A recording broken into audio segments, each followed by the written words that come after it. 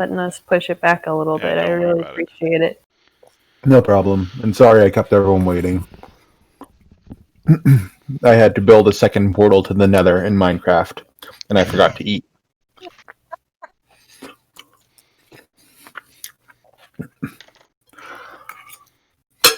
Oh my god. What's that? Oh my fuck. I just logged in to Roll20 and I saw the background for today. Oh no. I saw when it changed. Yeah. Oh Like, yeah. Oh good. That's Good, spectacular. I like there's a Motel 8 in the background. I also like the two random tourists. I mean, somebody took a picture of them. Yes, I think this was someone's social media account. Like, yeah, it showed up and I took it. I like that there's no cars whatsoever on the road or anything besides these two. Yep, and they're just parked there. And I bet the beat up one is probably whoever works at the museum. It's two old people own it. Like, all the pictures I see is just two old people. Yeah, that sounds about right. There's a Motel 8 in the back, so you could just, like, stay at the Motel 8 for a night, go to Billy Kid Museum, and then the rest of the day be like, why the fuck did I come to New Mexico? So we're doing that when the world opens up again, right? If we go out west, it's going to be to go to the reservation. Because Kate's reservation is out there. Yeah, I know. It's but I feel like you can't bring us there. That feels weird.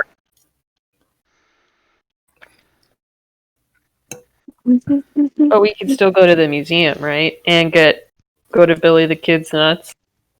Get some pecans. And get only pecans. the pecans are really good in the pineapple turnovers you made, Carly. You mean the pumpkin turnovers I made? Yeah. You said pineapple. Sure did. Yep. Pumpkin. You said don't know why I said pineapple. Pineapple's pretty funny though. Pineapple is delicious. All right. So let's Dr. Watney, who's closest to Dr. Watney right now? Currently, I think it's still Dr. Spectro. I'm Sharp. Sharp. Okay. I will highlight. I'll highlight your charm. Awesome. I want to see Dr. Watney turn on the charm. Oh boy.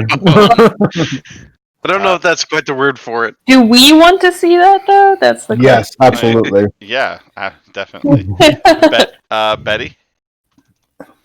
I would go with. Oh, that's a very good question. I'd still go with Dr. Spectro or Jonathan. I mean, we're buds. Jonathan, I took care of Jonathan yesterday. We're gonna say friends now. We're totally friends now. Okay, I looked at Silk's page and all it says is do the voice. So I guess I'll highlight your weird. Okay. I will highlight. I'll highlight your cool. Wait, the voice? Did you make a 1950s Benny Gesserit? So it's just there to remind me that I'm not using my own voice, and I'm trying to. Okay. Yeah. I thought you snuck a Dune reference in, and I was gonna be very, very impressed. Sorry. What were you highlighting, Minnie? Cool. Thank you. Rosie. I'm still gonna say Stack. I want to see Sharp. Mm-hmm.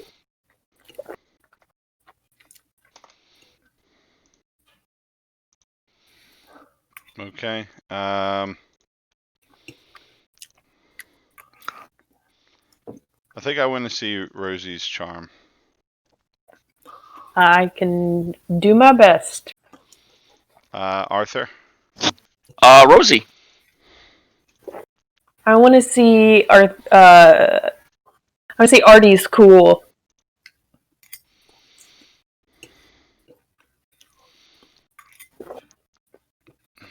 Okie dokie. Right, I can hear you eating. No, I think that was me. No, that was me. Oh, okay. I'm done now. Sorry. Yeah, this is. I hear plate or bowl and fork or spoon and chewing, and it's not Cheez-Its. All right, I will highlight your sharp. Dr. Spectro. Jonathan. I am going to highlight Dr. Spectro's weird. I will highlight your charm. Yeah, charm. I want to let you all know that last Sunday after we played, I went to sleep and had dreams, and in the dreams, everyone was talking like Dr. Spectro. Nice. Jonathan. My boy, Dr. Spectro. I'm gonna say Jonathan's tough. I'll highlight Jonathan Sharp. Nice. Wait, I'm sorry. I completely. My brain just shut off for a second. What did y'all highlight for me? I highlighted your Sharp, I think. Okay. And then I think Sarah highlighted your weird. Okay.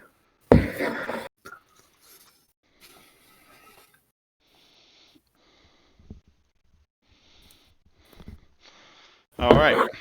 Everybody's highlighted. Does everybody remember where we were last week?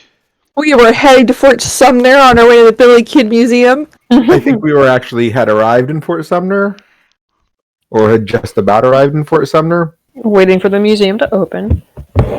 Yeah, you show up in Fort Sumner. And I think we were fighting some. We were getting ready to deal with a robot the size of an aircraft carrier that probably beat us here. Yeah. Yeah. About right. So, do we see any giant robots as we approach Fort Sumner? No, you do not. That's either really good or really bad. Yeah. I would like to. Let me see here. You know, get back to me. Actually, yep, I know what I want to roll now. Okay. I'm gonna roll my sharp to read a bad situation. All right. Read away.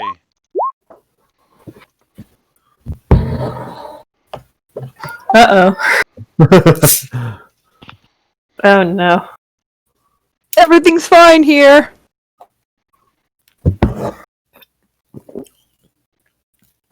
Robots? What robots? I don't know these I robots. keep hearing somebody swallow really loudly too. Might be me. Sorry. Let's see. When you were investigating a mystery? That was the roll? Let's see. I thought you were reading a bad situation. Yeah, I'm rolling to read a bad situation. Okay.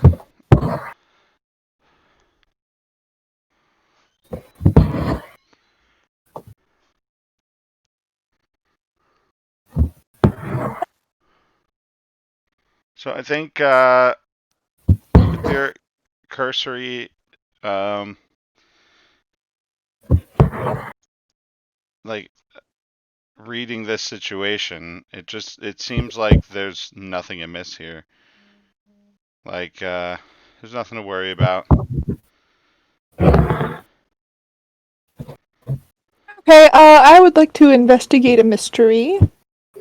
Seems fine to me. Seems like we drove all the way out here for nothing, Dr. Spectro.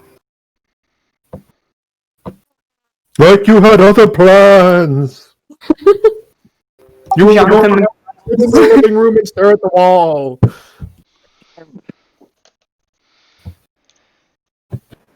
Watching paint dry is a very dignified hobby. All right, ask away. I guess firstly, where did it go?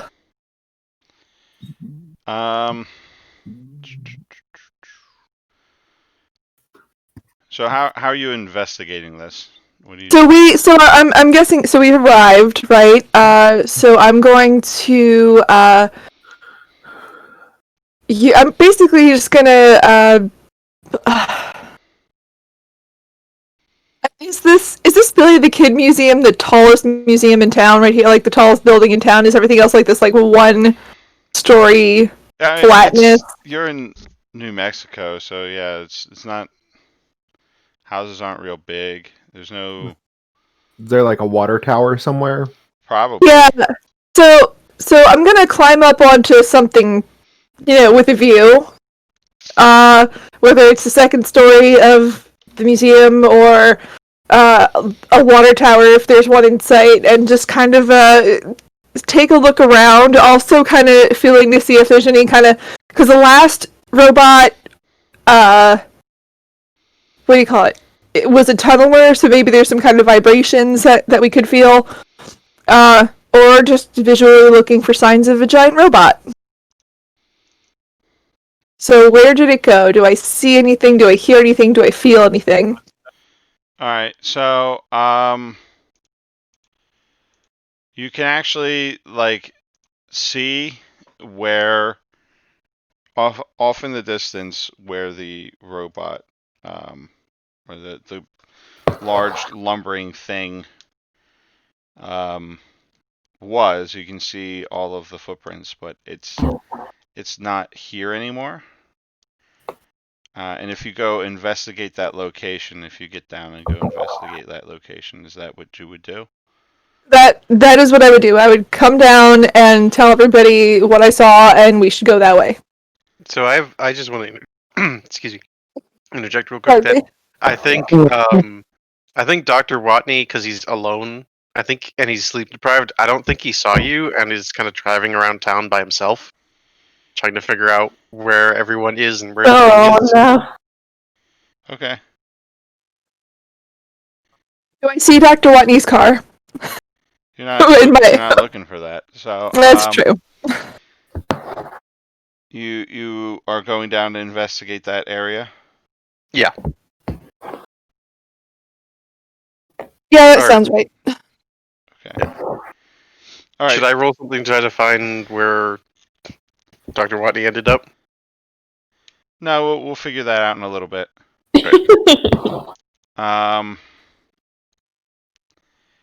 So yeah, you could see it looks like there is in the desert there is burnt debris and grass right under the last location where the footprints were. Use one of the other. Can I use one of the holds from my previous roll? Yeah. Or do I have to roll? Okay. What happened here? It looks like it may have taken off. Like blasted off? Yeah. Okay. Okay. Dr. Spectro. Yes. We should roll some magic. We can view another place in time. I'm not gonna try and do it that way because I don't have like a specific like. Oh wait, I can view another time? Yeah. Oh. I would need to know a specific time though, probably. Like I wouldn't want to just random ass guess this and be like sometime in the last 6 hours. Like that feels cheesy as fuck. Okay. I mean, you saw it heading in this location before you drove here. You scribed its location. So you think I could have a good sense of when it would have taken off? You have a pretty good sense of when it would have gotten here, yeah. Okay. So then I'll roll to assist, which I think is cool. I will. Yeah, you can roll to assist. Let me roll to help also because I have a high cool and I'd like to use it. Everybody hold hands. Hey. So you get a +2 to your roll. Okay. So so I guess we're here and probably early as fuck. It's probably it's very very early in the early. morning. It's So like like 7:30 in the morning. yeah. So Dr. Spectro is gonna find a spot, somewhere in the shade, like somewhere, like if there's a table under a tree, like a picnic table under a tree, that's where he'll go. And he's gonna. What did I do last? Oh yeah, there's gonna be a line of sight to where this thing, where the scorch marks are, and he's going to put your hands one on each shoulder, and then he'll hold up the amulet to his eyes and say an incantation and stare through it and see what he could see. Oh. Oh.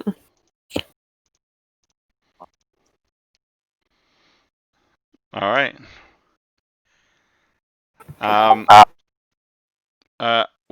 What is Jonathan doing, and what are Betty doing to help? Yeah, Betty, you go first. So I've kind of seen magic users at work before, and I don't know how exactly it works, but what I do is I put my hand on his shoulder as he asks, and I just close my eyes and think about energy flowing from me to him. Minion, does Dr. Spectro's magic, as he is a priest of this long-forgotten god, count as holy? I would think so. Okay, so as a monstrous, holy is what I picked for Jonathan. So we see like Jonathan very reluctantly put his hand on Dr. Spectro's shoulder, and his eyes roll back, and we see him kind of as if he's losing focus, and both Dr. Spectro and Betty hear this like gong going off in their mind, I guess. Okay. So so while you're doing this, this is very draining. This is almost like helping Dr. Spectro in this way is almost like imagine running a couple sprints or dashing up a couple flights of stairs. It's nothing that you would mark on your character sheet, but it's just draining. It's tiring. Yeah, you get a real sense that there is an energy toll, like on you physically, to do this, to contribute like this. All right. All right. So you can see to when we think it would be arriving at this point. It's still like early morning, sun's just coming up, and the robot stops basically when the first rays of light touch the robot. It stops where it is. It crouches down very low, and you can see like a hatch open up on the bottom of it, and some creatures come out. They're humanoid in shape, and they depart and they head into the town. But as soon as they're out of the radius of your sight, the ship like draws its legs in, and then you can see like a jet of fire come out the bottom as it takes off and then quickly disappears from your view as it flies away. So what did the humanoids look like? So it's pretty far away and it's difficult to see, but they're humanoid in shape. It looks like they're wearing like metal clothing. Like it could be armor. Or spacesuits. Or space. Or just space tourists. Like did they look at all? Did the profile look at all like that flower thing that they showed us in the briefing? The flower thing? The alien, the thing we fought in the first session of the last campaign. Oh no, that was like a robot tank thing. These were humanoid creatures. Okay, so these So, okay. All right. Cool. Thank you. They look smaller than humans. Okay. Smaller than humans. Got it. The craft left before the sun rose, but it unleashed 3 creatures, almost like a human, but not. Smaller, much smaller. They're heading in. They are in town somewhere, I believe.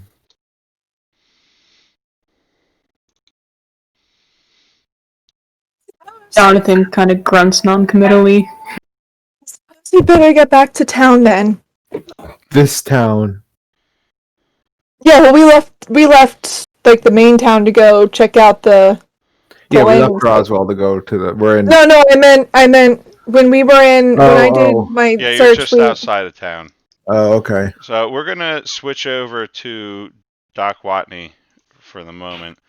All right, Dr. Watney, you're having trouble keeping your eyes open. You're tired. I'd like you to roll and act under pressure to continue driving. To not mow someone down with your car. Yeah, You're in going a up fucking- alone, you're I in a actually get an desert. experience points and leveled up, and I'm gonna take the one that lets me roll sharp on that. The expert where's that? I've read about this sort of thing. Equals plus sharp instead of cool for acting under pressure. Woohoo! Nice. So the move is called I read about this kind of thing. Yeah. So what did you specifically read about that helps you stay awake on the road?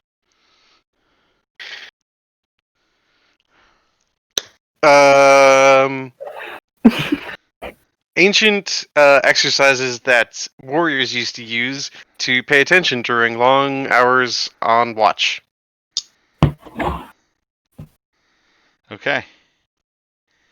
So you're like wetting your face with a washcloth or something?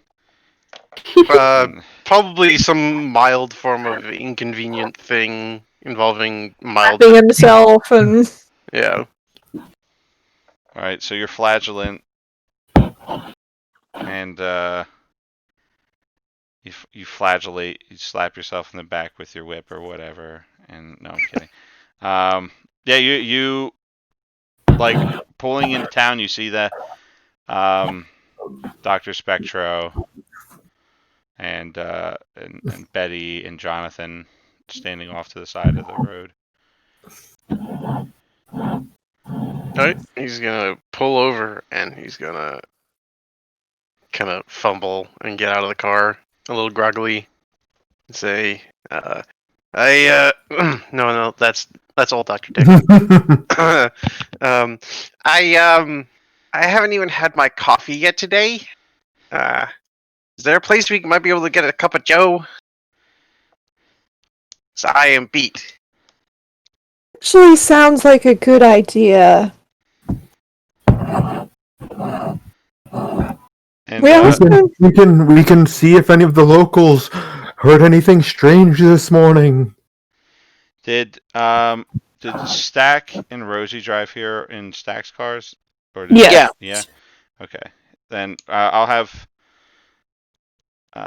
Did Stack get like a good night's sleep? Yeah, they left early. Okay. Then you don't have Yeah. to roll. You can come up like right at this time. All right. So, what's the situation? Yeah, what's the verdict? We're getting breakfast. Ooh, that sounds great. We believe that the ship we saw last night has let off passengers here, and they might be in town. What, you mean like alien? Or Russians? Or robots. It's definitely Russians. It's definitely Russians. Oh, course. come on now. Have some There's no such thing as fun. aliens. Of course there's not. Let's see if this town has a diner. It's called Sonic's. There's a There's a place called. They don't have those back in the 50s. I know. They're novelties based on things that happened in the 50s.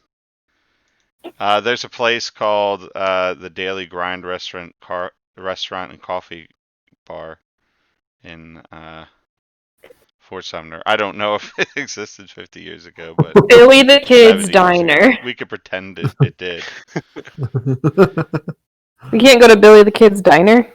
Can we go to the Top Hat? Is there a Billy the Kid's Diner? No, I'm just making one up. Maybe there was. Ooh, there's a place on the other end of town called Sadie's Frontier Takeout. There we go. Sounds like a Cracker Barrel. Sounds like an off-brand Cracker Barrel. That's a like Latin American joint. It's like Mexican food. Oh yeah, you know what it is. So it's not like Cracker Barrel at all.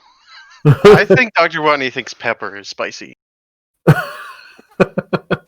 Oh, so Sonic was around in the 50s, but it was called Top Hat Drive-In. You So know what? there was You know what? I can totally see that. I could totally see. I could totally see Dr. Spectro and Betty teaming up and bullying everyone to going to the actual Hispanic restaurant because they're probably cultured enough to be adventurous, and the rest of you are all just a bunch of fucking 1950s crackers.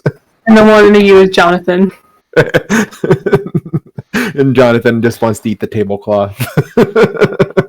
Yeah, let's go there. As long as they have breakfast food. Okay, so I guess we're A going to... breakfast burrito was a thing, or are we talking Huevos Rancheros? We're talking Probably Huevos talking Rancheros. Huevos Rancheros, yeah. That's fine by me. Me too.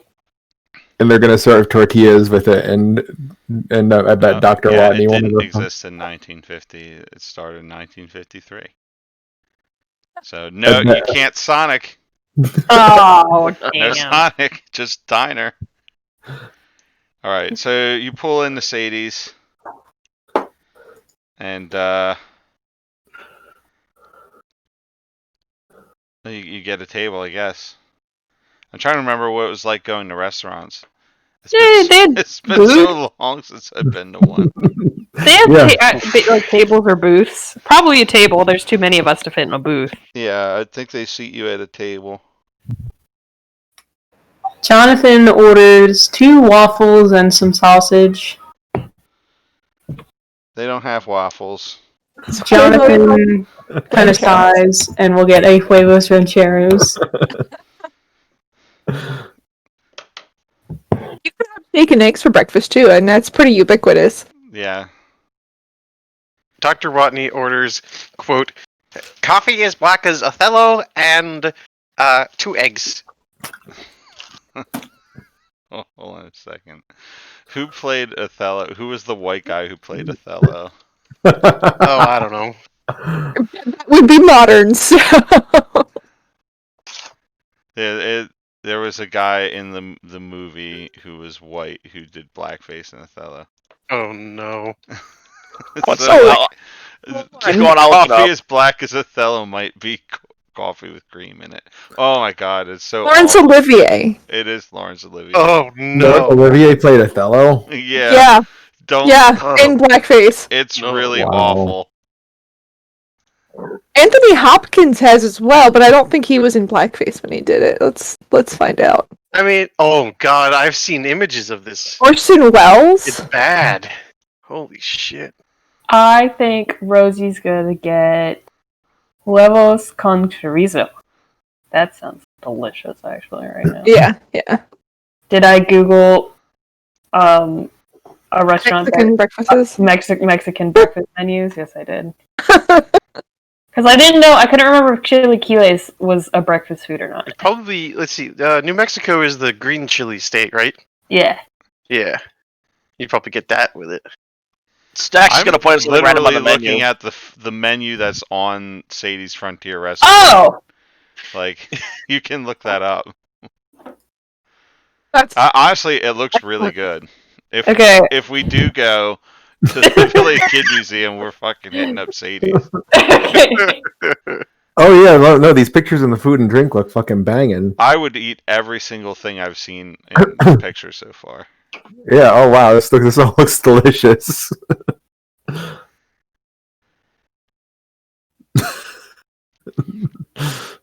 I don't know what that top thing is, but it looks good except for the olives. Where are you Looks like looking? an Indian Sorry, taco. I'm sorry. I googled Sadie's in Fort Sumner, and the first Google link was "Don't do it." Review of Sadie's restaurant in Fort Sumner. Oh no! I'm gonna click. We'll see how bad this is. We're so Don't sorry. do Yeah, it. it seems to have bad reviews. Oh my goodness. Oh, We're very sorry if anyone here listening to this stream has been to Sadie's. Nobody's been to Sadie's. Velveeta stuffed Rayanos. Let's imagine that in the 50s it was run by actual Southwestern people. Oh, y'all, the Yelp reviews are bad. okay, hamburger looks really Service sad. is good though. There's Dick's Pub and Restaurant. I'm trying to Oh, figure out. we're going to Sadie's You're anyway. at That's where we are. We're Okay, we're there. at Sadie's. There's We're no just Yelp gonna- review in the 1950s. You just fucking you get what you fucking get. It's got a 2.5, so It's not great. Not great. We've all eaten at fucking Denny's. We could deal with this. I have never been to a Denny's. You will. You will. When event season starts back up, you'll be going to a Denny's at some point. Mm. At the It's at nachos. the truck stop with the showers. Oh. I would like a shower. Exactly. Okay, so we all order our various yeah, your meals, Southwestern foods. which you're all actually probably used to living in Roswell. Oh, Dr. Dick is not. Oh, Dr. Watney Dick, is not. Dr. Watney's not from Roswell. That's true. He misses the theater. I feel like Rosie probably eats a lot of Italian food. I feel like she goes over for Sunday suppers a lot to Stacks. Stack just looks at the menu, points at something that sounds remotely appetizing. All right. Yeah, you guys order your food. What are you doing now that we're done reviewing a restaurant we're never gonna go to?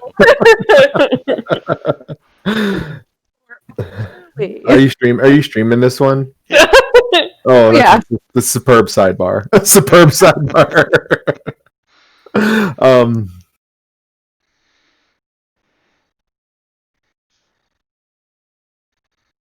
You know what? When Sadie comes back to to settle the check, Dr. Spectro is going to he's going to investigate a mystery by asking, "Madam, did anything out of the usual happen last night or this morning?" Do you want me to investigate a mystery, or do you want me to charm? We're here. Yeah. You're asking her if anything weird happened? Yeah. I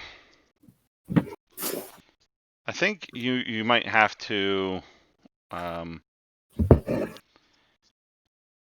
you might have to like manipulate her into telling you if anything weird happened. Okay, so that would be manipulate, I guess. Yeah, Yeah, roll charm. Charm. Okay. Is anyone else helping with this, or? I'll help. I could do the Yeah. main roll, but I'm not. He is in -1 cool. Do I? Yeah, I I'll help you. would also. Jonathan is eating his eggs. Would I roll cool or charm? Apparently I'm too tired to be of any help. What's the Roll cool Help is to always help. cool. Yeah. Cool to help. can't roll. Oh no! God. Oh, so I Two of know, them are I know, way less than helpful. I know exactly what happened.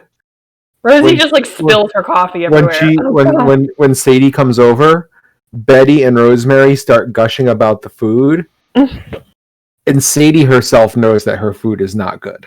Oh no! They Sadie's are- food might be really They good. are clearly bullshitting this woman, and she clearly knows that they're bullshitting this woman. She's just like holding a carafe of coffee in one hand, her other hand's on her hip, and she's just rolling her eyes. The cigarette in her mouth. Yeah. Some ash falls from the cigarette into the coffee. She doesn't notice. All right, what do you want, She does sweetheart? notice and doesn't care. Let's see how this goes. Get to the point. What's your angle? So do I have -2, or do I just have you a? just have normal roll. If you fail a roll that wasn't marked, do you still get experience? Yeah, anytime you fail a roll, you get experience. Oh, You thank get- goodness. But you only get double when you do it on When a it's marked highlighted. It's highlighted, yeah. Okay, that's what I thought. Oh, that is highlighted. Excellent. Okay, so we are all employed by the federal government. We were sent to make sure that there was no subversive activities happening in this town. Have you heard anything? Oh, early in this morning or last night? So I think she like raises her eyebrows, like, in Fort Sumner. You want to know if anything's going on in Fort Sumner? Dr. Spectra just nods. Yeah, I guess somebody said they saw some spacemen walking on the street early this morning, but that's it. The Red Menace. Can They look Could you like tell- divers, like divers. I understand what you're saying, like frogmen from the war. I think I don't know why I just did a Can you southern tell accent. us who this was? Who saw them? Yes. That'd be that was Frank. Where could we find this Frank? He's probably at work now. He stops in to get his morning coffee and then he heads to work. Where is Frank employed? She goes like,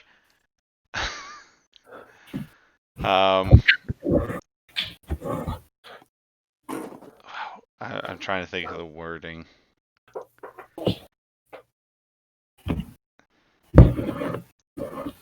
That's diner customer privacy. Can't Confidentiality. I can't just give that information away. Although, if I were to be tipped real well, then With the nods understandingly. Yeah, Dr. Spectro, God, diner food. Like, Dr. Spectro puts a 20 on the table. It's a lot of money. Jesus Christ. That's so much money. Let me see how much. Actually, I was wild ass guessing, but we can look this up. 20 is a lot in 1950. $216. Okay, so maybe he puts like a 10. Whoa! That's still, $100. Yeah. $100? I mean, he's single. He's successful. He's ready to mingle. He's got money to spend. Like, she says, "Oh, sweetheart," and then she like places her hand on the money and then like slips it into her like front pocket, and she goes, "For that, I'll tell you anything you want to know." just it might where be Frank true. works.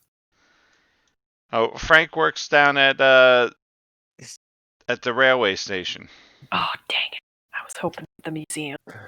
I was expecting museum. And another question: what do they put on this eggs that's so spicy? It's just black pepper. Sweetheart, that's pepper. Like chili pepper? No, honey, that's pepper from a bottle. It's black pepper. You ain't ever had black pepper before? Fascinating. Are you from Connecticut?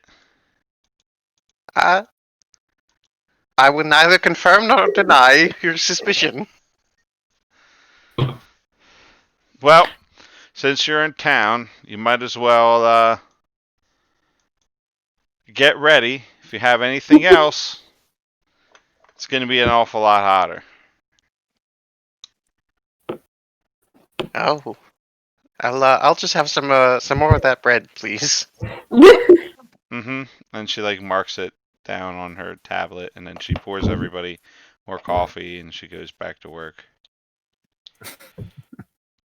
I feel like spices being so cheap and readily available, like, nearly killed Jonathan when Dr. Spectre told him.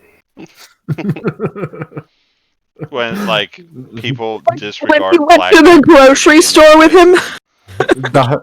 When he went to the grocery store and saw boxes and boxes of salt. I was gonna say Dr. Spectro having cinnamon meant that Jonathan spent like the first like 6 months that they were back at Dr. Spectro's house Just thinking cinnamon. Dr. Spectro was like a baron. Oh, I was like picturing him just like cinnamon challenging it like constantly. Oh no. The people fought wars over pepper, black pepper. Yeah. Like it was super secretive. Like nobody was allowed to know where it came from for a very long time. Do we have little, like, packets of spices? That you carry with you. I don't think the 50s had like the single. Oh, maybe you know what they might have. The single serving paper, like I don't you know, know. They the ones you definitely get- have a salt and pepper shaker. Okay, I won't steal that, but if they had single-serve ones, I totally would. I mean, they're probably normal to you. You've been around Dr. Spectro for the better part of like 10 years. Oh yeah, I know, but it's still like, wow. still kind of blown away that they're just out there. I could get a whole goat with this bottle of pepper. He's got like a drawer at home just full of salt salt packets. This will be worth a dowry for a second-born daughter. I'm pretty sure they did not have salt packets back then. Pretty sure they didn't also. But this also means Jonathan probably overseasons his food way too fucking much, just for the sheer joy of it. Wait, back when? In the 50s? 50s? Heidi, please stop. Dr. Watney, I don't know what you're talking about. This is delicious. This actually has flavor. I think it disagrees with me. I love some excellent French cooking, but I could never get with anything with poivre on it. No, Well, packets they're were in the France. 1920s. Oh wow, nice. They probably weren't in heavy usage. Yeah, I don't think that they left packets of salt and pepper at diners. So can we go investigate Frank at the railway station instead you of can go continuing talk. instead of continuing the sidebar? Instead of deciding whether or not we're stealing pepper from a fucking diner. Sure.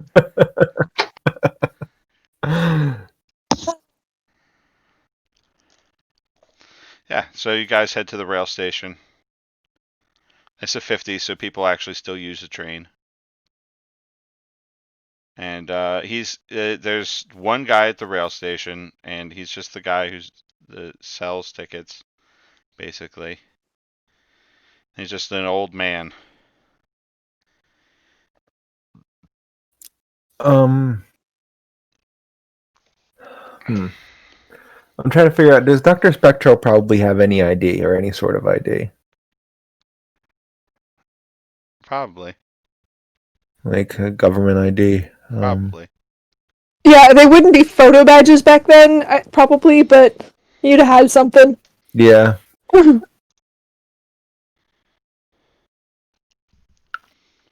let me put it this way, because I've been doing a lot of things. Does anyone else want to take lead on talking to this guy? I can. Okay. Here we go. All right. Yes, I think we walk into the building and or is it? It's not probably not a building. Or like we would walk up to the kiosk. Yeah. Yeah, kiosk. Hello, my good man. I was wondering if you had seen anything out of the ordinary in the last day or so. And he's gonna flash his government ID. Interested parties would like to know.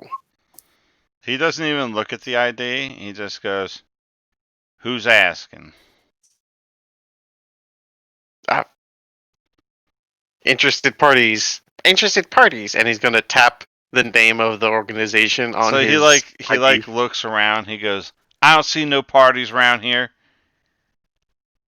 You call that a party? And he motions over to your group of friends. Well, I call it a group of people, but what's the name of the organization we're working for again? I think we're OSS. Yeah, it's OSS. We are. What's the actual name of the OSS?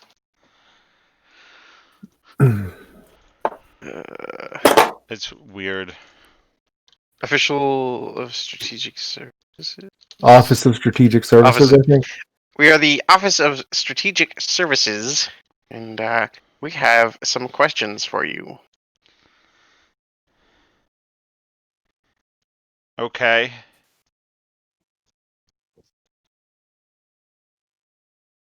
All right. I think at this point would be a good point where I would roll. Sure. If you want Alright. to. So we're gonna help out with the roll, or we're just gonna wing it. Yeah.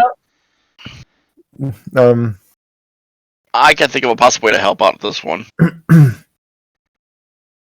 was help out. Cool. Yes. Okay, the 9's better. I got one. Yeah. I'll try to help out. Two. All right. 13. Hell yeah. You So- you want to help your country, son? Son, the guy's like 72. I feel like I think the guy, like, I think you call it, like, you don't really want to fucking talk to you. What are you offering him? Patriotic. What's the? I've never rolled this So on any for of my manipulate characters. somebody, this move Oh, is gee, to as use long to as you get people to reward do what them, you okay. want, but you need to give them a reason to do it first. What counts as a reason will depend on your relationship with the person. Maybe you've given them a reason to trust you, or you offer them a reward to do it, or maybe you have real or fake authority. Well, I have real authority with the being in the OSS. Yeah. Not And really. you're lead You don't have spectre, authority. You can work for the FBI and not be an FBI agent, and then not have authority. All right. Look, sir, if you would like to help your country and help by helping the Office of Strategic Services hunt down the Red Menace, we would greatly appreciate it. And he looks you up and down, and he says, "Wasn't too long ago you called us the Red Menace. But I'll help you if I can. What do you need?" Oh no. oh He's- no. Oh no. What? Do you mean he's Native American? Yeah, you're in New Mexico. There's a lot more Native American people down there. Caught me a little off guard. I mean, the nice thing is that I can easily imagine Dr. Watt that reference going entirely over Dr. Watney's head. Like that's completely in character. That it's just like, okay, this is just yokel stuff. Moving on. Well, we're just trying to hunt down some damn commies. Excuse my French. Don't sound like no French to me. Yeah, I seen something weird today. There were some folks, they looked like they were walking around in them pressurized suits them divers take. Where did they go? Well, it looked like they were up to no good. I saw them in like backyards and stuff. But last I seen them, they were headed down towards that.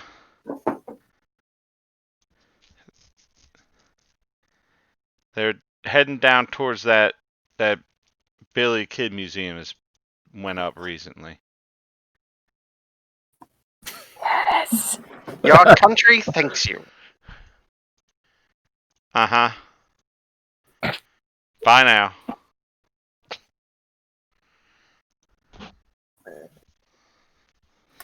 All right, I guess we all jump back in the cars and Yeah. head down to the Billy the Kid Museum. Hell yes. Hell yes. Vroom vroom. I got to mark experience for that. Everybody's so excited about the Billy Kid Museum. All right, so Billy Kid Museum's like across town. It's on the other side of town.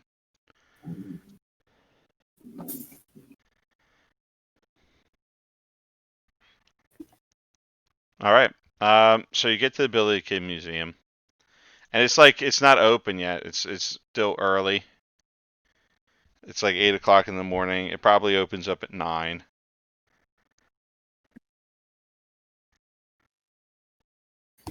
All right. All right. I would like to kind of do a circle around the Billy the Kid Museum and see if I notice anything. Yeah, I was gonna say I wanted to walk around the building and take a look. See. Okay. I think I'm gonna try to. Jonathan said he was doing it first. Okay. So if Jonathan would like to make a roll. Are you investigating, Jonathan? Yes. Okay. I'll give him a hand.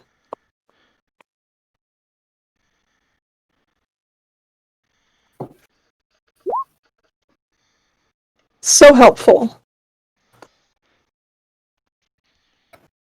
Dr. Spectre, are you helping? Yeah, sure. Why not? Shit, I should just let you guys roll this.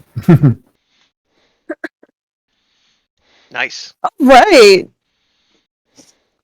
So we walk the perimeter. All right. So you walk the perimeter. What are your questions? I guess one of them is what is being concealed here. So I think you notice that one of the locks has been tampered with. So, but it doesn't like it's not like the lock was broken. It was opened, but it like the rest of the place is all locked up. So it It's just this one. looks peculiar. Yeah, So is it still open or is it not open anymore? it's open.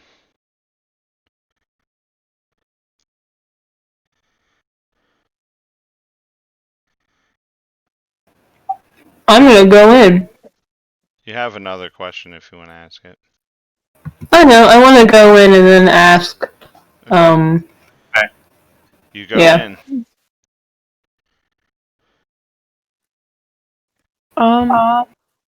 Why all this is happening, like while they're like walking around and stuff, Uh-huh. could I don't think, I think Rosie's like waiting out front. Could I use my daily cast the bones ability, but I'm still gonna use tarot because I don't really want to read entrails. So Tarot's fine. okay. You can also cast wands or Yeah. runes.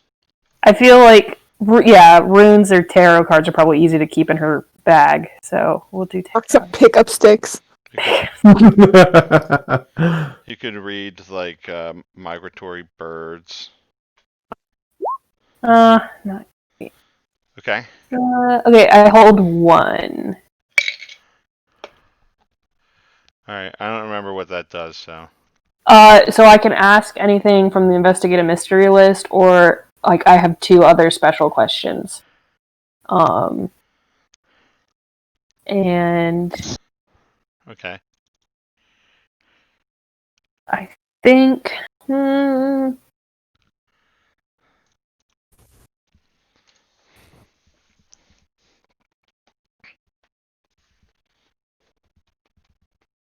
Sorry, I'm reading the questions. My question is, who has touched this place before me? Okay, so you get like a lot of like you get the feeling that there are 2 specific people that have touched this place before you a lot of times, and then you get a lot of random like traces of people, but the ones that stick out are the creatures that came in here before. All you can really tell is that they're non-human, and it happened just a few hours ago. Okay.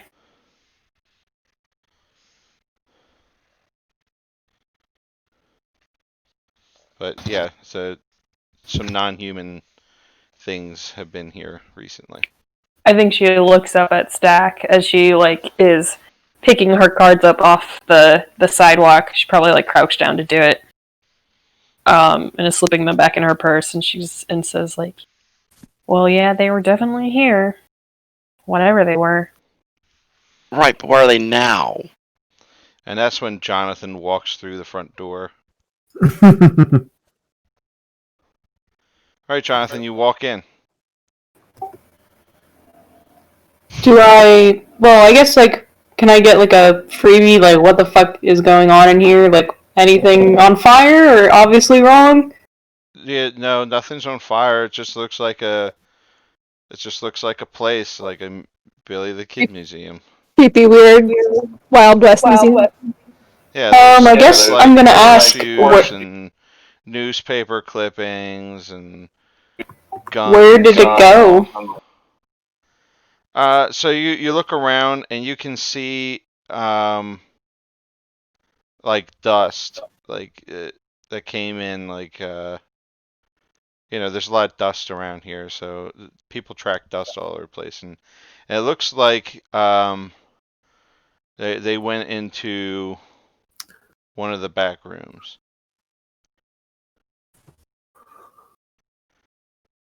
I look back to Betty and Dr. Spectro, kind of cock my head that way. Betty nods.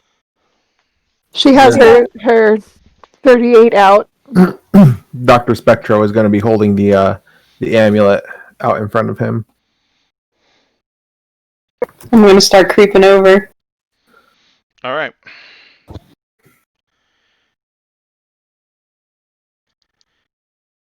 You creep away.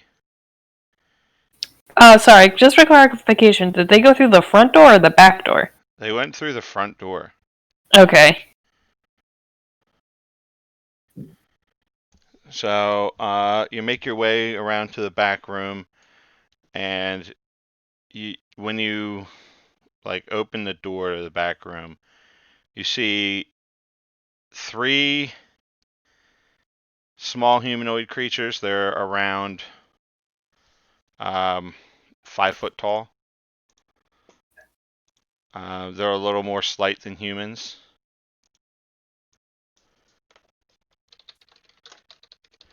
And they're wearing some sort of spacesuit. Hasted. What are they doing? They have tied up and apprehended the mannequin of Billy the Kid. And they're trying to carry it out of here. So, I feel like they go to leave, I go in, and we just kind of bump into each other and look at each other. The head of Billy the Kid's mannequin bumps into your face. And you look up and see it. What What the fuck? They like drop the Billy the Kid mannequin, and there is one if you look up the store. Let me see if I can. I bet. I'll get that. They drop the Billy the Kid mannequin, and they back up.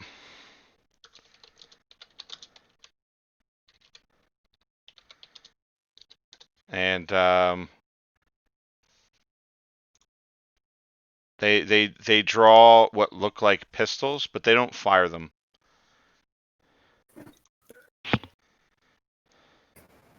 Acting kind of sus. So I already have my gun out. Sorry, Silk, we're can't hear you so well. Okay, how about now? A little better. It's not much better.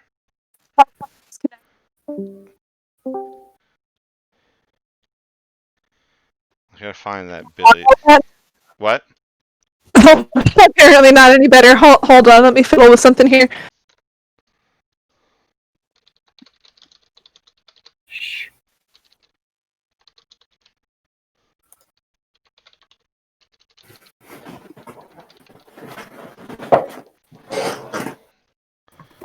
I feel like as someone who was alive during the Black Plague, Jonathan is probably more adjusted to like the idea of weird shit happening because of the superstitions he grew up with. Maybe. Jonathan is still convinced the questing beast is a thing and is not just a giraffe. I mean, Jonathan is a thing you have superstitions about, so Yeah. that might have something to do with it. Here's the Billy the Kid mannequin I found. Nice. It's kind of creepy. It's very creepy. Mannequins are always creepy. Where did you put hate this it. in chat and Facebook? I put it No, right. It's right on the. Oh, I had a bunch of windows open. It's all right. Oh, that's terrible. Yeah. We should thank them. They're doing us a favor by getting that fucking thing out of here. So it's like they haven't Please tied take it back up to to Mars. It's like they have like shackles on its wrists, and Hello? like, hey, Silk, we can hear you now. Yay! So yeah, it's like shackled and everything. They Like, think it's like a legitimate person. yeah, I think they thought it was a real person. He's an international criminal, an interstellar criminal, Billy the Kid. Yeah, he's wanted in like 13 systems. he has the death penalty in 13 worlds. You better be careful.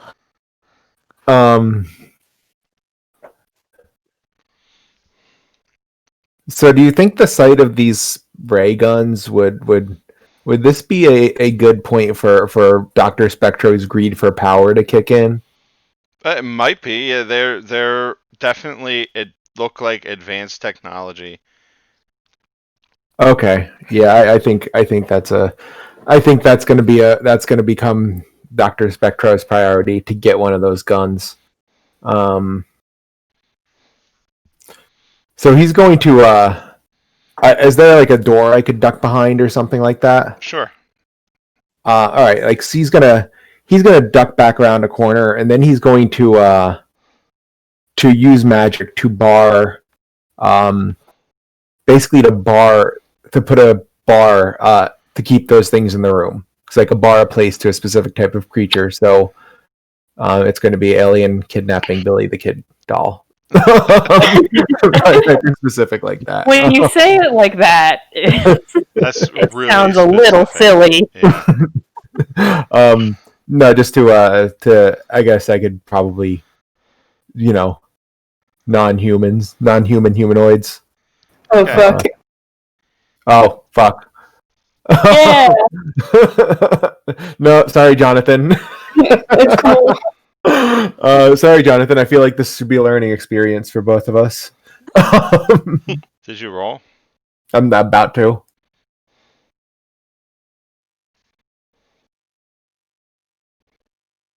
An 8. Ooh.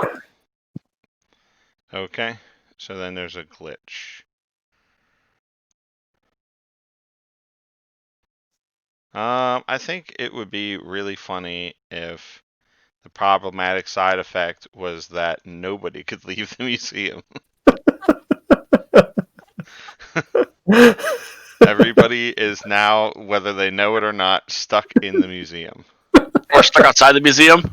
No, you can get in. You just can't get out. It's like a crab trap. It's Hotel New Mexico. Oh Jesus!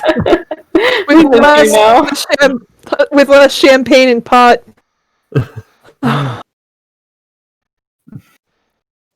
Alright, faced with this, Jonathan kind of looks over to Betty, looks over to Dr. Spectro, and is just like, so Betty puts up her free hand, like hold it.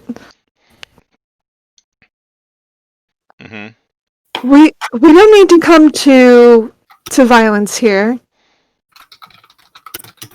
They look around at each other and they make some weird sounds, but like you don't understand Speaking them. Russian. Don't understand them.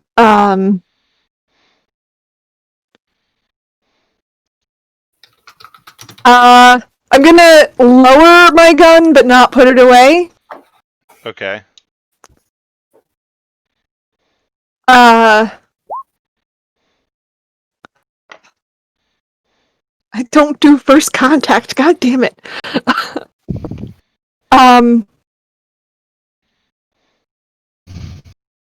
Seems to me as if there's been some misunderstanding here. Do you understand me? They don't really seem to register your language. ooh, I have an idea. Okay. Sounds like you use magic problem. I'm gonna use magic to solve this problem. Okay. Let's see it. Woohoo! You sure do use magic. You are Communicate with something you do not share a language with. that's what I figured. Okay, what does that look like with Jonathan? How's that work? So we see. Sorry, my cat is fucking up my shit. We see Jonathan's eyes just kind of glaze over again, and like he kind of looks more undead. You know, like his cheeks seem to darken, his eyes look a little bit more sunken. He kind of like cracks his shoulders a little bit, and like just hunches over just a little bit, and we don't necessarily want to fight you. Why are you kidnapping Billy the Kid? So I think they look down at the mannequin and they look back at you and they say, we came to get samples. We figured this human was in stasis. Nobody would miss it. It's not real. And I kind of, you see Jonathan like kneel and start poking at the mannequin. Like the flesh doesn't even like push in. They like look at each other and they look back at you and they go, we will find another human in stasis and we will take that human. Do you need a piece of hair or something? No, we wanted to study an entire human. I will tell this to Dr. Spectro and Betty. And Dr. Watney, who is apparently fucking here.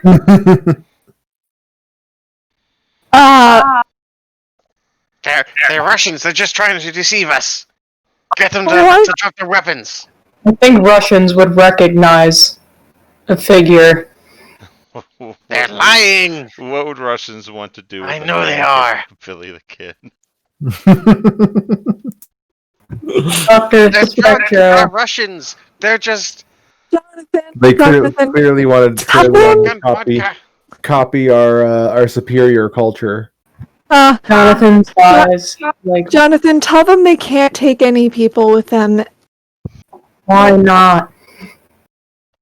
What do you mean, why not? We can't just let people come to our planet What and if someone wants to go You're talking to like an space? Iron Age person.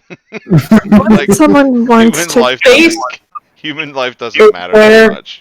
the gods are.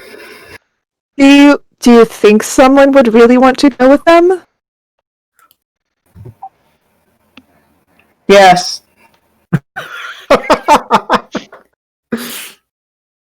Dr. Spectro, do you want to go to the space? I do not want to be studied like a laboratory animal. I've been there. Jonathan kind of nods. He turns back to the aliens. Unfortunately, nobody here seems willing to go to space with you. However, they do not seem to understand that people might want to go to space willingly. So unfortunately, We will I not be do not. keeping any subjects. We will be returning them after they are studied. They said they'll be returning them. What do they intend to do to them? Just study them. Russians. Okay, what are Rosie and Stack still outside? Yeah. At least Stack is. I'm pretty sure Rosie is too. Yeah, I feel like Rosie would have felt weird. Like, Rosie gets up to some mischief, but I think she would have felt weird about, like, breaking and entering. Okay, so what are you guys doing? We don't hear any Like, commotion from inside, do we? You can hear there's- like deliberating. I feel like we're on a watch to make sure that the people who open the museum aren't going to show up and see our friends, like, breaking and entering. Okay, well I think that probably happens right now. Oh no! Oh boy. So a young man and his wife walk like they pull up in like their old Chevy and pull up to the curb and they get out and they're like, "Oh, we got people already lined up to come on in." Well, yeah, we don't open until 9. Let us get in there and we'll get all the lights on and we'll start a pot of coffee and then you can come on in. Oh no! And they start to like walk past you. I'm going to attempt to manipulate somebody. Okay. Yeah, let's just see how bad this happens. Okay. Like step in front of them and like try. Come on, Stack. All right. So, is somebody like putting away their dishes? I was trying to get a cup for a drink of water. Sorry. So I step in front of them and go, "Excuse me, ma'am, we got a government operation going on here." and she says, "Excuse me," and she looks you up and down. She says, "You work for the government?" Sometimes I'm a freelancer. We're kind of working undercover, you know. He leans in real close. He goes, "The commies." You work for the commies? No, we're Well, trying to find. Hold on a second. kind of. Hey! He yells inside the room. Watney! Get your nerd ass out here! Okay, I think he goes into the building and like kind of awkwardly shuffles around, like stares daggers at the two people, and then like he tries to go out the back door and he can't. Oh, they're in front. Like they're. Oh, they're in front. I thought they were behind. Yeah. I thought No, that group was everybody behind. Never went mind. in. Everyone in front. So.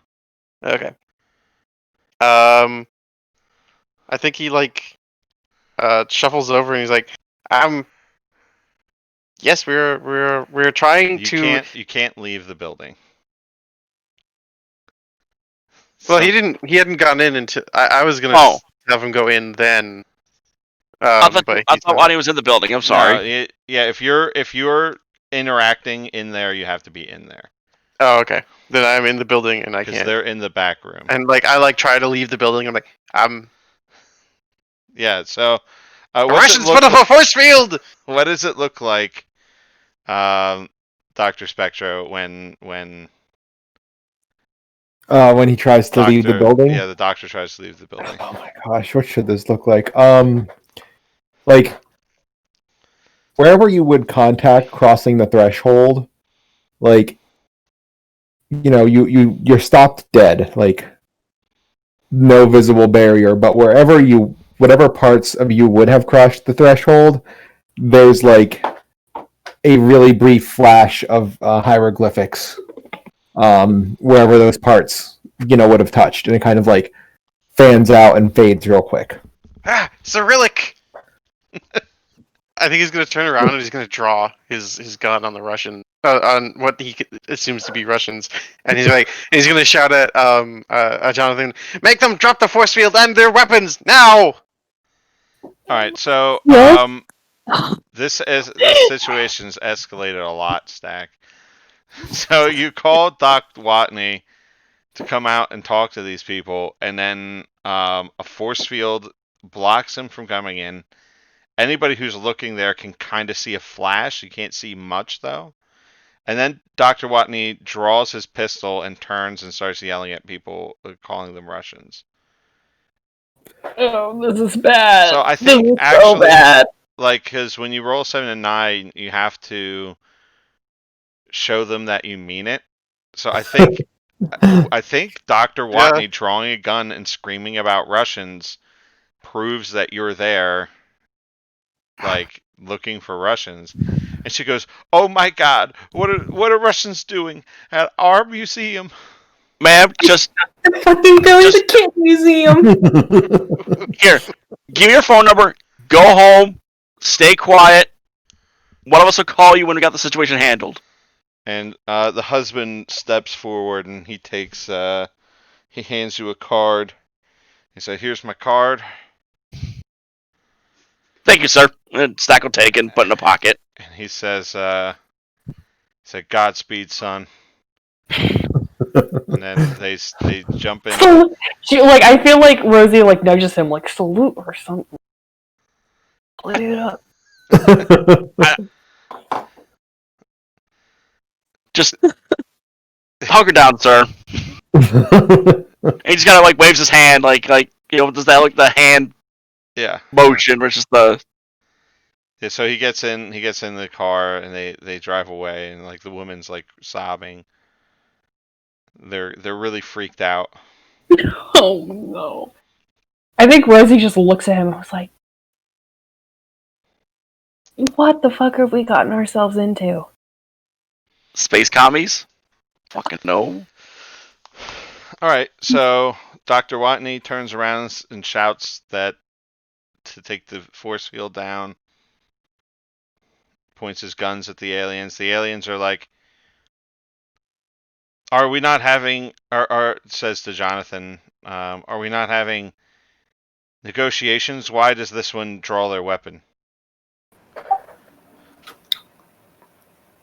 Conflict of interest. Dr. Watney, put the gun down. I don't trust these red bastards. Oh, you still think they're human? It's my force Of course field, they're you human. What else moron! would they be? I'm the one doing it! Then why? Then why? Listen, You are confusing me so much. this doesn't have to end in a fight. They just want someone to study, so they took the Billy the Kid mannequin thinking it was real. They'll return them. It's not like they're gonna kill anybody. Well, couldn't we instead provide them with physiological information about human beings? Like we have volumes of study. We could provide books, and they could translate that. Instead of taking an actual human person away from the Earth, putting them in space until they get finished poking and prodding it, and then hope they get back to where they're supposed to be. I will tell this to the aliens. They say that is not the directive. We were given orders, and we must fulfill those orders. You know what? I'm going to try. Can I use weird to feel like can I use magic to like simulate telepathy? That's what Jonathan is doing. Yeah. Okay. I'm gonna try that, but I want to try it with Jonathan, like just to Jonathan. Oh, yeah, you could probably do that. I mean, you know what? I could try and speak middle-aged German or medieval German to him because I'm sure no one else understands that. They're probably And not. then suddenly Dr. Watney thinks that you're also a colony. Is that Russian? That's what's going to happen if he fails the roll. And because of the force field, Stack and I are we trapped outside? Like No, we you can't. can go No. You can go. Okay. Oh no! Yeah, it's Hotel New Mexico. You can go in, but you can't get out. Oh no! Oh, you failed? All right.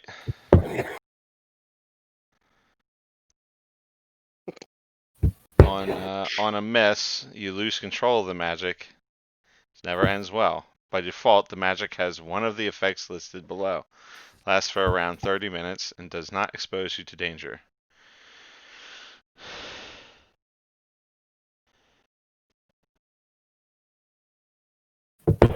Unwanted attention or side effects. If there's a glitch, that might change.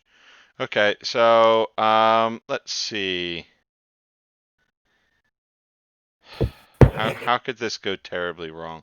Okay, yeah, you have your mental connection with Jonathan. What are you trying to say to Jonathan? Oh god, I know how this is. I have a feeling Yeah, I I know how know this is gonna exactly. go. You know exactly what's gonna happen, but you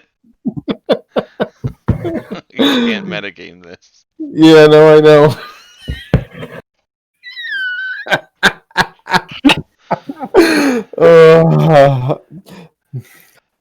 I can't. I can't even do the voice for this.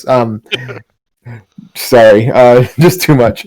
So if you imagine the voice, Jonathan. Tell them to pretend to go along, but arrange for us to meet them tomorrow night. And he'll give a location, and we'll make sure that they can meet their directive. All right. So you broadcast that to everybody in the building. What the hell is that? The aliens look at each other and they say, "This is acceptable." Alright, now go. What? And leave Bill with the kid. And then they say somebody Acceptable. needs to let us. Somebody needs to let us out. Yeah.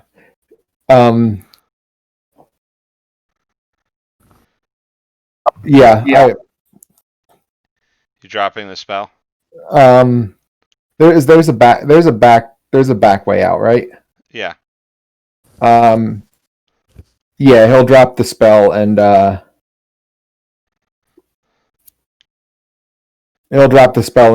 tell them to go out the back way. Okay. Yeah, they go. They sneak out the back way. So do I know that I broadcast this to everybody? No, you don't have any idea.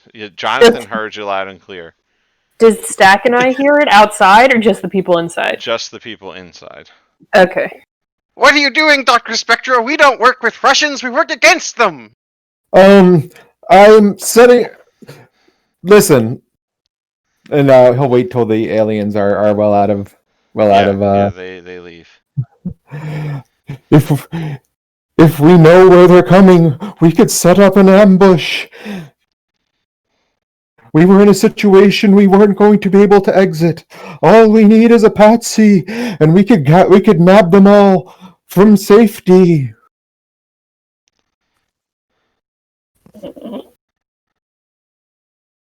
So, are you lying to people now? Yes. Yeah, I'm not I sure think if you're he gonna need believes to- them or not. Yeah, I think you're gonna need to try to manipulate them. What's that, charm? Yep. Yeah.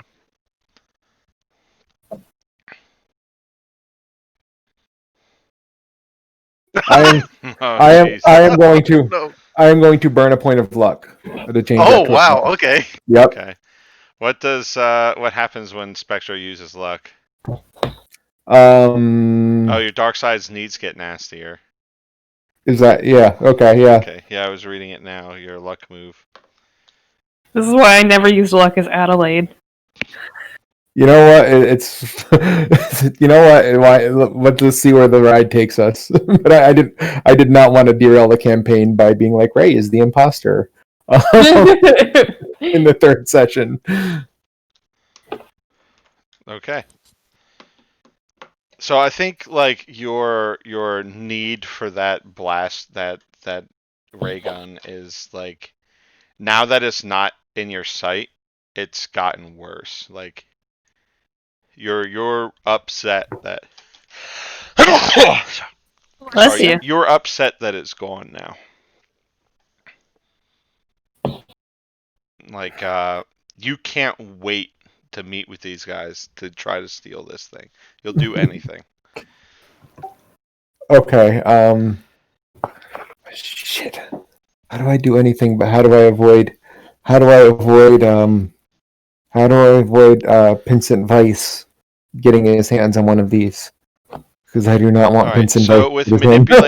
with manipulate somebody, when he's using it against other PCs, if you do what he asks, which I guess he's asking you to go along with this plan, you mark experience and you get a +1 forward.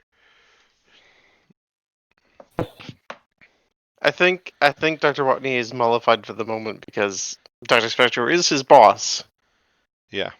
And only because of that, but he's still very confused.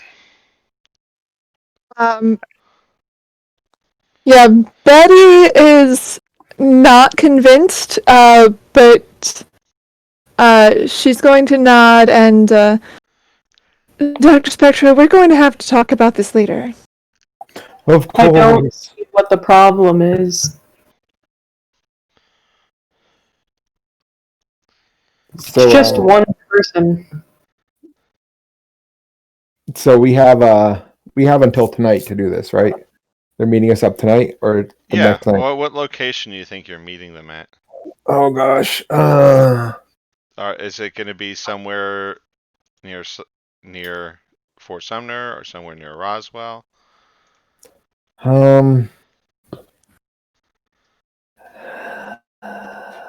It's probably gonna be closer to Roswell.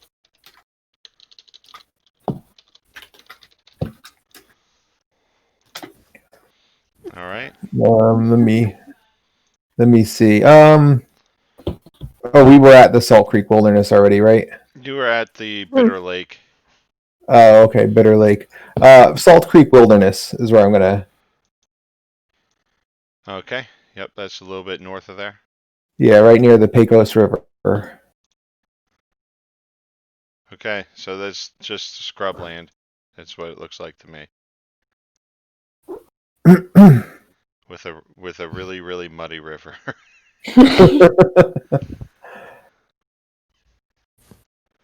Okay. Oh, there's badgers. Well, let's all get some rest, and we'll talk about this afternoon. It is still early in the day.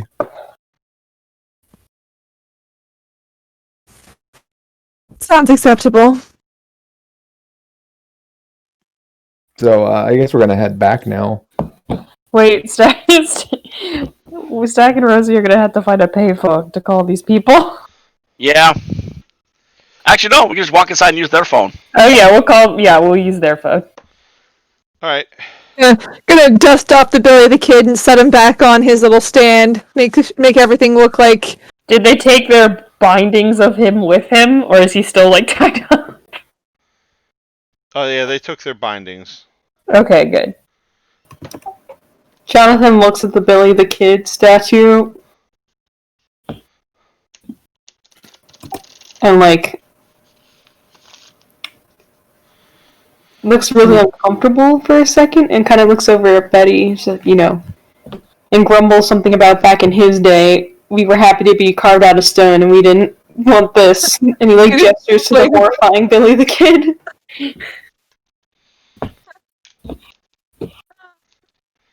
Silk, we're losing you. Sorry, I'm just laughing. That's all right. I think we're going to take a 5-minute break. Okay. Okay. I'm gonna try to fix break. my connection. Okay. Buy a break. So there's something I had a shower thought about yesterday. I think the reason I did Dr. Watney's voice so nasally is because as Dr. Dick, the old Dr. Dick, he doesn't have a nose. That's funny. I hope no one's being pissed off that I'm doing this shit. No, it's fine. What happens? Not bothering me at all. Okay. Dr. Spectre, you need someone to go with them. Yeah. Yeah. Yeah, and if this had worked out, me and Jonathan would have kidnapped the bomb. Oh no. Here you go. Here's the bomb. We would have handed him a drunk. That was the original plan, but now We can still do this. now I have to adjust. No, they're not going to get away with it. No, we might. No, we're really not. Not if Betty is going to be part of this. All right, We I'm can gonna go to get the bathroom. drunk person to consent to going to space. It'll all be okay. Yeah, I'm gonna be right back. Okay. Was sci-fi a thing in the 50s? Yeah. Yeah. Well, you mean to tell me there's not some fucking nerd out there running around in the 50s who's like, yeah, I want to go to fucking space? Let's be real. If an alien came to me and was like, hey, we want to keep you for, like, a while, but we'll return you, we just want to study you, I'd be like, fuck yeah, let's go. Yeah, but you also can't tell whether they're telling you the truth or not. Yeah, I think Isaac Asimov was writing his stories around that time. They will feed me space human flakes. Which, like, if you haven't read Isaac Asimov stuff, you should. It's really good. Flash Gordon came out in 1936. We should trade the aliens some human sci-fi so they can watch it and laugh. I'm sorry, 1934 is when Flash Gordon first came out.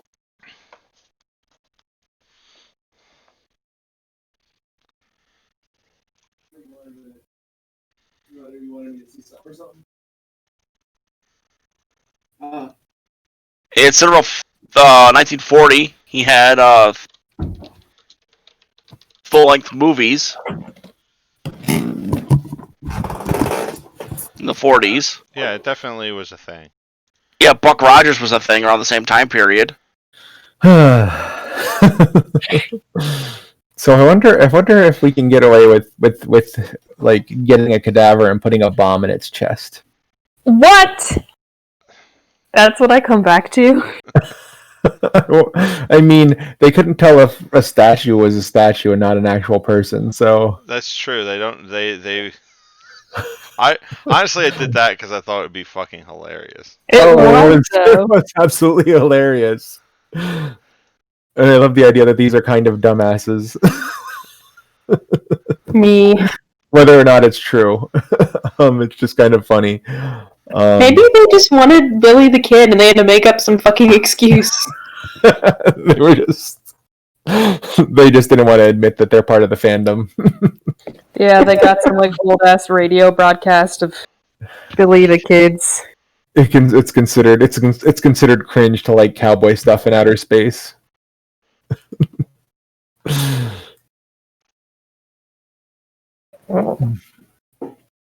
I like to think aliens watch us like TV sometimes. Like, what are humans up to this time? God, I hope they don't. The Be the Dark Ages was an interesting season. All right, I'll be right back.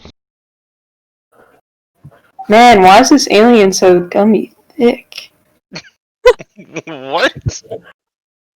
I think I missed something. Oh, them. Oh. I thought dummy thick referred to a very large butt. There's definitely some roundness happening there. I mean, it's definitely got a bubble butt.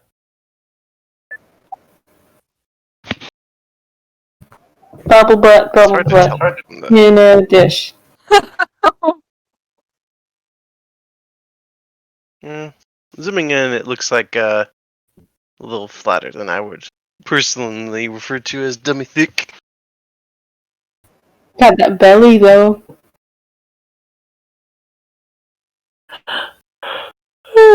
Is that belly or is that It's belly. stuff? Okay. Big ol' head. Well, it could be like a fish person, so that's like an aquarium. Yeah. It just makes me think when we were watching the Clone Wars show earlier, why The Mandalorian. why they for some reason animated the Mandalorians with huge ass heads compared to everybody else.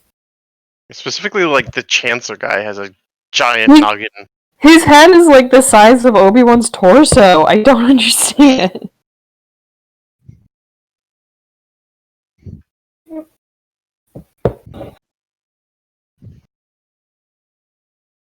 And his neck was so long too. Yeah. Why? His neck looked like a thigh. It did. It was very bizarre. Because none of the other Mandalorians looked like that. Yeah. It was just him. I think Sabine is one of my favorite characters in that series. She's so pretty. And I love her voice actress. She's pretty sweet and cool and adventurous while also being non-violent, which is interesting. Fun. I'm looking forward to having to have people explain to Rosie and Stack what we've gotten ourselves into so far. As they explain to you that we had to lie to the owners of the museum. I mean, technically, it's not a huge lie, really. I mean, we have been lying consistently throughout this whole procedure. So We certainly wouldn't be telling anybody the full truth. Yes. I don't think. I think Not lying if they don't ask. I mean, more so lying to cover the breaking and entering. Yeah, I mean, I don't think anyone's going to be bothered by that or like, oh, okay, good, glad you did it. Yeah. Yeah, I found a recipe I think you'll really like. I'm gonna send it to you.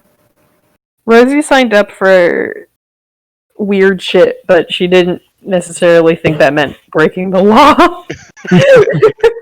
Well, I mean, technically, we are authorized to work outside of the law in some cases, so Dr. Totally, it's Watney fine. signed up to be a nuclear engineer. He is well out of his depth.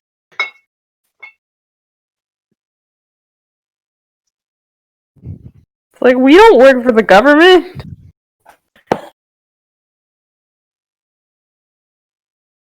I work at a bookstore, and he works as a mechanic. Yeah, I have a feeling this is just so. This has become so normalized to Doctor Spectro that he kind of forgets that other people don't live this way. Like he's been working for the OSS for a decade now, or almost a decade, because he started in '43, I think. And it's just normalized for him. So he's like, oh, of course. This is all natural and normal. Yeah, Jonathan, Billy's you- got kind of a similar point of view on that because even though she didn't know about the stuff growing up, as an adult, her family was like, "Yeah, we were hiding this from you, but this is what's real." So, like to her, this is all real. Like this is the truth that people just don't know about. So it's like it's not necessarily weird to her anymore, but she does have that kind of understanding that not everybody gets it.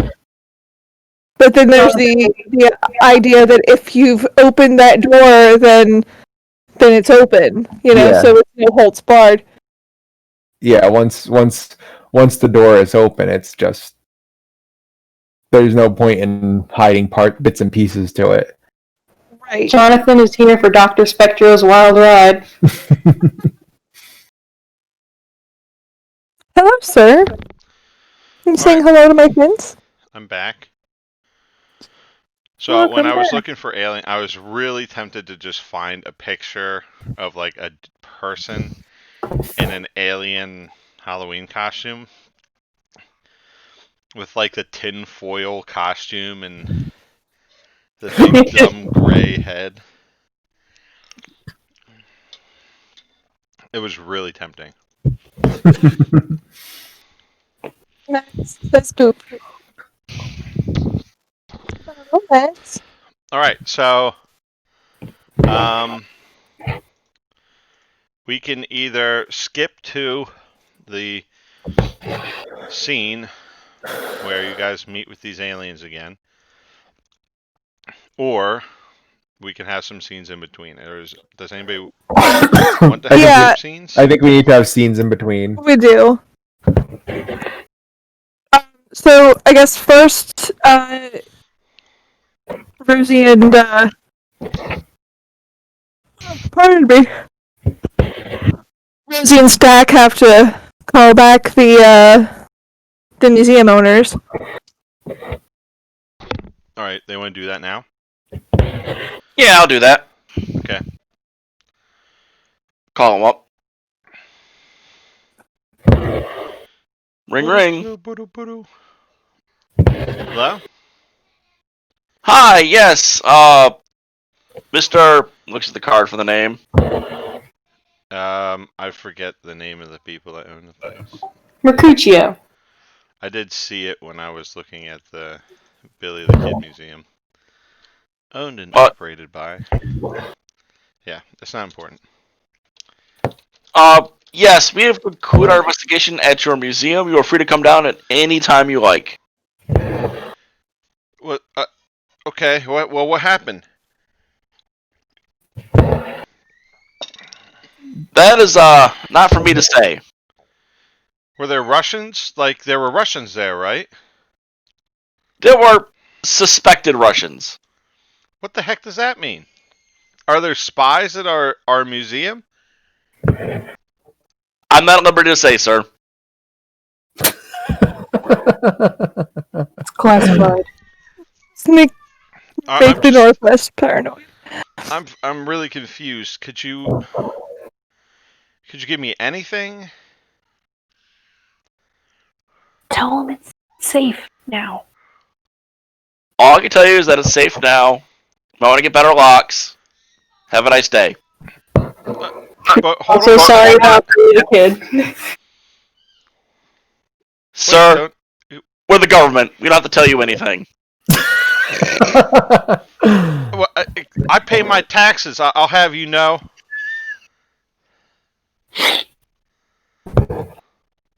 That's nice, sir. I feel like I feel like Dr. Spectro is already herding Jonathan into the car and like come on, Following let's go. All right, the owners of the Billy Kid Museum are Don, Lula, and Tim Sweet. Aww. Anyways, Mr. Sweet, you can come down to your museum when you're ready. I'll be right there. Are you going to be there? No, Somebody sir. get it. Well, then who do I talk to?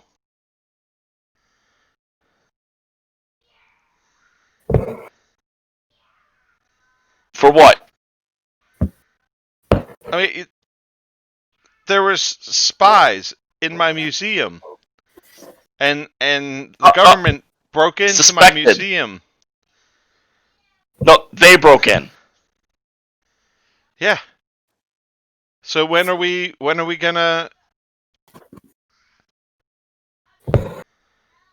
What do we do? Like, he's just like he's just stammering now.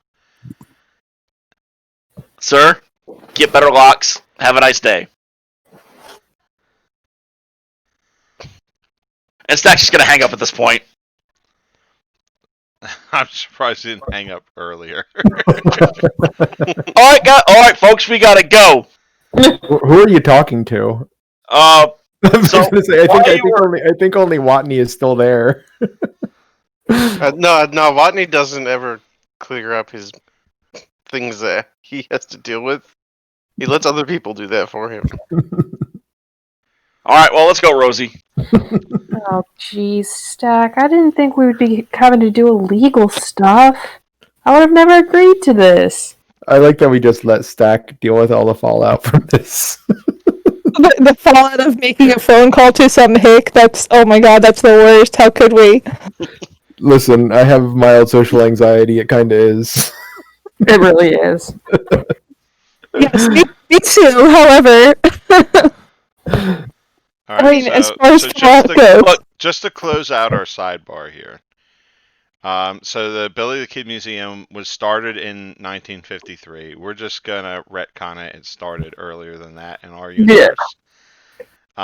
It was opened by Ed Sweet and his wife, whose name I can't find. They just call her Mrs. Sweet. Ed died in 79 or 74.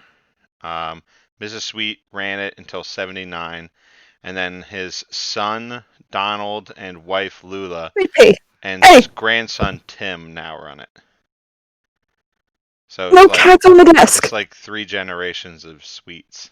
I love it. Yeah, if I ever go to New Mexico, I'm fucking visiting. Yeah. That's, Sorry about that break-in. Remember, Rosie, we haven't done anything illegal. I guess you're right. We haven't done anything illegal, but like. Well, actually, no, I think I just technically did. Yeah, you did something really illegal. You like impersonated The government. a government official. Hey, if anyone asks, I did it under Watney's authority. Let's go. Wow. Rude. all right. So, what's the next scene we'd like to have? So, in the car on the way back with Dr. Spectro and Jonathan. Mm-hmm. I'm in the back seat. So you have no intention of ambushing these creatures, do you?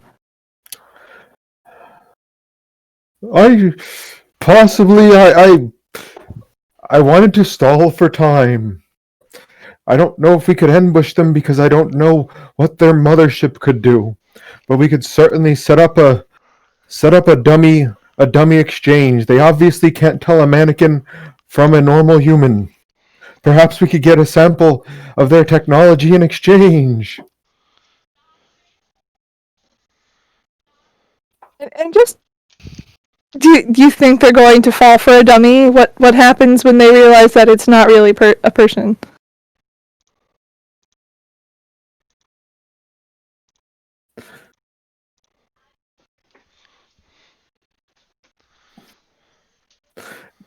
Dr. Spectro really doesn't have an answer for this question.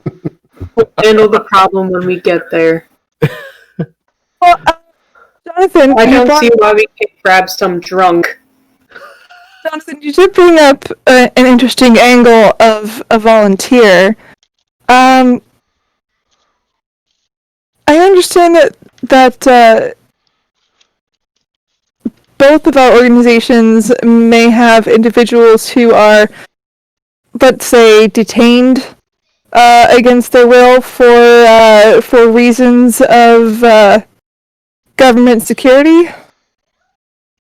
what if we were to find one of these individuals and give them the opportunity to participate in this exchange in exchange for better treatment or better Pizza, Papa John's. Sorry, just kidding. that way we wouldn't have to worry about these aliens running rampant across our planet, stealing who knows whom, and we build perhaps a rapport with them in order to maintain our own security. That sounds like a wonderful idea. I shall put in some calls. Excellent.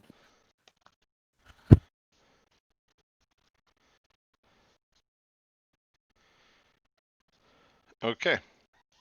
So Sarah, Yeah. would Dr. Spectro have a sense of like where Jonathan stands on like Dr. Spectro's various criminalities and low key like I feel like Jonathan's set of values are very, very different considering, who he is. So I feel like, and also, like, Dr. Spectro saved him from the Nazis, so, like, it's not that he necessarily agrees with everything Dr. Spectro does, but it's because he's Dr. Spectro that Jonathan goes along with it. okay, so like he's almost but not quite a henchman. Is that kind of how it works? Yeah.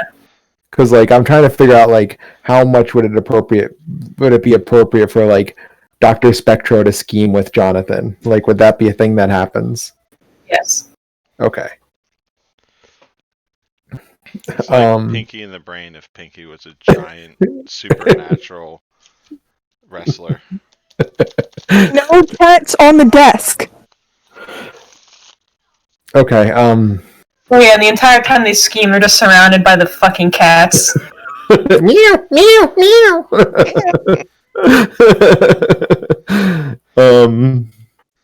Who are also All right. scheming. Always. They never stop. Cats. As pets always are. All right, so This one is scheming to get on the desk. so I want to have a scene. You I want wanna to have a scheme scene. scene? A scheme scene. Yeah. Yes. Alright, It's let's do it scheme. up. So I'll just have you drop Betty off at the retreat, and she'll go up to her flat and take a bubble bath for a while. All right. I'm not gonna do the voice because I'm tired today. Jonathan, we need to get our hands on one of those alien guns. They looked rather nifty, I agree. I suppose we're gonna have to call the higher ups to see if we can find an undesirable to use as an exchange subject. But I hate that lets them know that this is going on. I wish we could have. Oh, if only the spell didn't go awry. Get that information out on our own and just grab them. I mean, Dr. Spectro, respectfully, there's no shortage of drunks and drug addicts in our town. I'm sure we could just grab one. Do you think Betty's will recognize? We can just say it's one of ours. She's too smart and she's already suspicious. I don't want to put ourselves. I don't want to. This is not worth that level of exposure for us. All right. That could cause a lot of problems. And we don't have to say we're exchanging for a gun. We can just say we're giving one of them away. Oh, yes, we could present it as an opportunity. An opportunity to gather intelligence. Yes. We don't need to mention the gun. Oof, brilliant, Jonathan. I like to think we're like doing this over some like fucking casserole. Hi. They're very neat club sandwiches. It's lunchtime. We gotta have a lunch appropriate casserole is dinner food. These are very, very neat club sandwiches. But I feel like we might encounter some resistance from the aliens' behalf over acquiring technology. Although to me, I mean, a specimen with no trouble in getting it versus giving someone a gun. I mean, this seems fair trade to me. We'll rely on that, and we'll arrange for a return for the subject, and if they don't give us the gun at first, perhaps we can get it when they return the subject. Maybe we can just let them keep it in exchange for a gun. That would be my preference, but I don't think we're going to get away with it at this point. Alright. Guess we better start making some phone calls then. Yes, let's finish our sandwiches first. Yes, I don't know. let us finish our sandwiches, Jonathan. Let us finish our sandwich, Jonathan. Eat your chicken salad. All right. So, does anyone else want to have a scene before the meetup, or?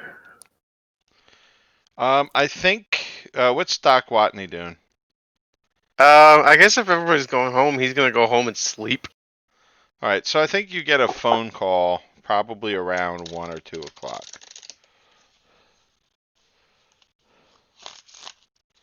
Yeah, I think his live-in servant answers the phone and brings it, and wakes him up with a knock at the door. He comes down and groggily, yes, hello. Oh, sorry. Yes. Sorry. Ahoy, oi. Dick, is that you? I don't go by shortened form of my first name. I'm Dr. Watney. Yes. That's fine, Doctor. It's Dr. Weiss.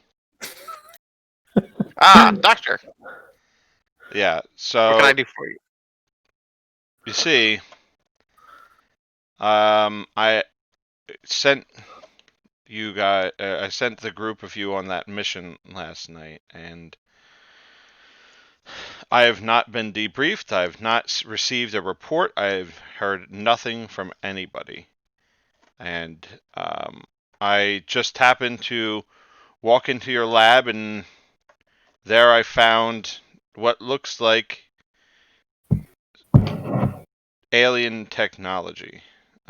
It's nothing Well- I've seen before. Well, So clearly first of all- something happened last night, and I figured. First of all, Dr. Weiss, I did not get back to the lab until very late, and then once I got there and had arranged my notes, I did not get home until almost not very long ago. So, I didn't see you at the lab, and I've barely had any sleep. I will debrief you when I can. So you're just taking days off work now. I have cleared it with my boss, Dr. Spectro. Yeah. You are not my supervisor. No, normally I'm not, but I am. You're not my supervisor. I am in charge Dr. of Spectro this. is our supervisor. I am in charge talk of to him. this specific directive. I was given charge of this. Well, Right. Well, was I not made look aware of forward that. to seeing you when you were. Well, that's why I brought it to everybody's attention. We did have a meeting over this. But anyway, get your sleep, and I'll see you tomorrow. And then he hangs up. Crotchety bastard. And then I think probably Dr. Spectro receives a phone call right after that. Okay. Would Mid scheme. yeah? Would this be happening before Dr. Spectro started the calls or after? I don't know. It's happening around 2 o'clock. So I don't know when Spectro started doing the calls. This would probably be after because he wouldn't have waited on this. Okay. Like, this is chances are they'd have to find a subject and then fly them in. Okay. Yeah. Probably. Dr. Weiss hasn't been briefed on any of that. Yeah. No, I'm just. Yeah. Okay. Right. So this is the Spectral residence. How may I help you? Doctor, this is Dr. Weiss. Good afternoon, Dr. Weiss. I just got off the phone with Dick, and I was wondering when last night's mission was going to be brought to my attention. I haven't been debriefed. I came in today, just happened to go by Dick's lab, expecting him to be there, and found what I can only describe as an alien technology. So, Did you check the bulletins from the overnight shift? of course I did, but the overnight shift ain't worth a damn. Ah, that is infuriating. I left a log of our progress. We were still on the case until early this morning. In fact, I just put in another request to the central office for further support. This case is not done, Dr. Weiss. This case is far from done. All right. So, what's the assistance that you need? For lack of a better term, hold up. Out of game. Is it acknowledged that there's aliens? Like, is this like for OSS higher ups? Is this like would Vice and Spectro be willing and able to talk about this, in plain language to each other? So I think depending on who it is, like Spectro, or sorry, Dr. Weiss probably knows a lot more than, let's say, Dr. Watney, but probably not quite as much as Dr. Spectro. Okay. And I think Spectro probably knows that about Weiss. Like, Weiss is really super ambitious, and is basically he's trying to climb the ladders. Yeah, no, we know that. So what was his question? What was the assistance that was being asked? Yeah, what assistance do you require? We acquire the assistance of professionals who are experienced with, when I use the word visitors, I don't mean Germans on an officer exchange, correct? I think, considering the technology that I found in Dick's office, I can gather what you're trying to say. As soon as I know the level of classified required, we will produce a briefing for you. Good. Well then, I'll see you when I see you. Have a good afternoon, Dr. Weiss. He hangs up before you say that. What a curmudgeon.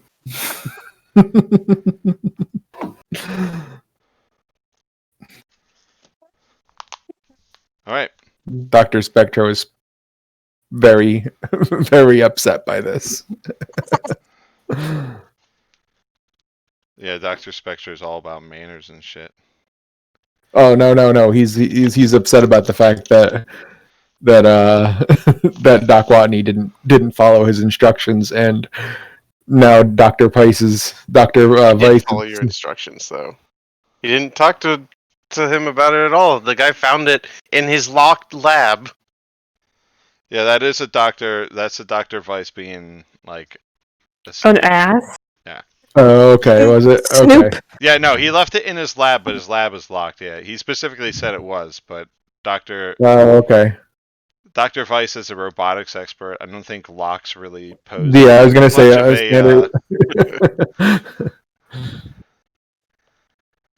All right. So, any more scenes? Well, do I have to do anything to get the Patsy or no? So let's see.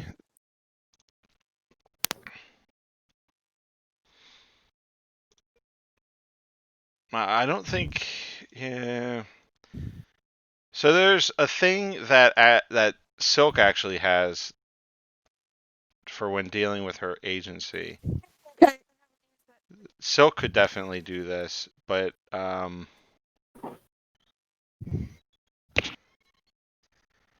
mean, I could use manipulate person and try and get Yeah. favors and promise favors and and access to information. yeah, I think we could probably do that. So I'm gonna do it with manipulate person. Sure.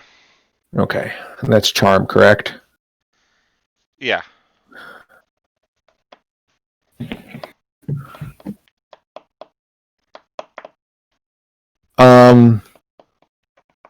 Can I call up Betty and ask for her for her to include her like as a reference basically on this, so maybe Betty can use Cool to help out with this role.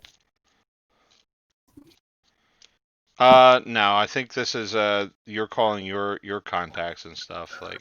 Okay, it's worth a shot. Yeah, So it's that's a lot of weird that's, shuffling around. Yeah, so that's going to be a charm roll, right? Yeah. All right, here we go.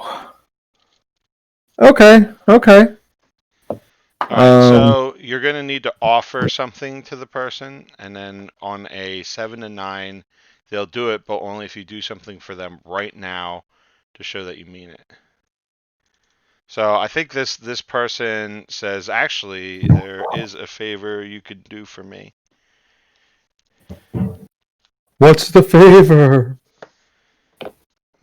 So I know that something's going on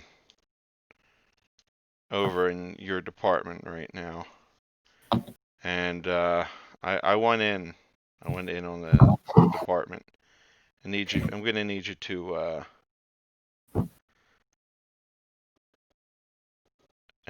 to bring me in on the department. Put a good word in for me. I'm gonna send in an application. Of course. So I'm gonna send you a written. I'm gonna write the introduction. All I need you to do is sign it. Is that all right? You good with that? Just do not make it entirely unreasonable, and I will put my name on it. Of course not. I'm not gonna hang you out to dry. That wouldn't help me at all. All right. Well then,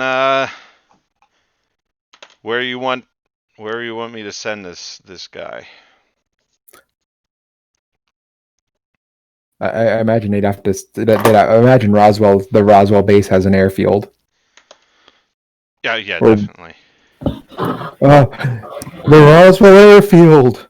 Is this a dangerous person? Do I have to take precautions? They're not a dangerous person. Okay. Acceptable. May this be the start of a long and mutually beneficial relationship. Yeah, let it. Hopefully so. Do you have a name for this NPC, or do you not want to don't want to give him a name? Oh no, I got a name for this NPC. You guys ready? Yeah. It's Victor Salas. Familiar. That's Hector's last name. Salas. What happened to Hector's dad? He went to outer space and never came back. Oh no! Yeah. Oh man! Holy shit! Hector Poor confirmed for Adelaide's LMO. mom. But Adelaide's mom's dad also went to space and never came back. What was that, right? Hector confirmed for LMO. LMO. Was that The Sims 2?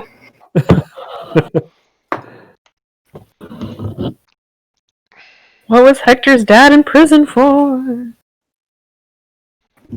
Tommy. Wait, is Victor Salas our astronaut, or is Victor Salas the guy I'm talking to? Victor Salas is your patsy. Oh, okay. Hopefully this is after Hector and his sister were born. Hector might be part of it's not his dad. It's somebody Yeah, related. it'd be way too long ago. Yeah. Yeah. his grandfather. Grandfather. Yeah, maybe it's his grandpa. It's somebody related to Hector. That's great. Grandpa Salas disappeared one day. We don't talk about Grandpa Salas. It's too sad. Maybe Grandpa Salas came back and like he was a crazy guy and he just was talking about how he got abducted by aliens. Like all through Hector's childhood, like Grandpa Salas would be like, "Did I ever tell you when them spacemen took me up in outer space?" The government gave me to some alien. Every Thanksgiving. He's like the fucking crazy guy for like Dennis. Is it Dennis Quaid's character from Independence Day? Yeah. He's that guy. That's it. That's Hector's grandpa. That's awesome. All right, so yeah, Victor Salas is the guy who is your patsy. Doctor, do you want me to get him? I will go with you.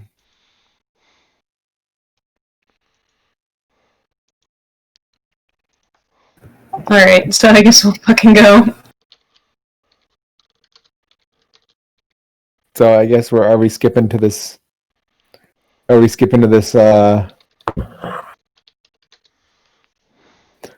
guessing y'all told Stack and Rosie about it. About the rendezvous? Yeah.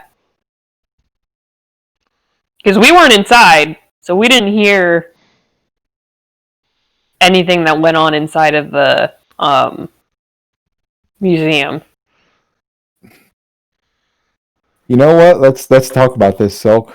No, I don't. I honestly don't think we would have.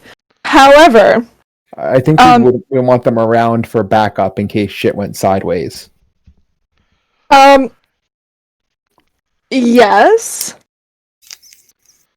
Well, there are two ways it can go. If Dr. Spectro is using government resources to facilitate the exchange, then Betty would feel that, okay, mission over, I've done my part, and then that would be the end of it. And then she would stay home, at which point she would then, since she brought in Stack and Rosie, she would probably have them come by the retreat to kind of settle accounts, as it were. So they wouldn't be. But if Dr. Spectro is not using government resources to facilitate the exchange, then yes, she would accompany them and would then call the others. I mean, what do you mean by using government? Like resources? if you have a soldier escorting your person and then a thing and then it like, is this going to be hands off, the government's doing this, or is it going to be they're signing off on letting Spectro do this and This is a very shady. Somebody is giving somebody else to Spectro. That didn't happen. Like our government do that with armed escorts. Come on. There's no armed escorts. If you make it clear that Betty would be done with this if this was now a government operation, yes, as far as you are told, this is a government operation. And I'm sorry, I'm not trying to exclude people from the scene, but if we're gonna, you said it that way, so if yeah, and it's one of those like I don't think that it's not that Betty wouldn't. Betty's moral objections have been handled as far as she's concerned.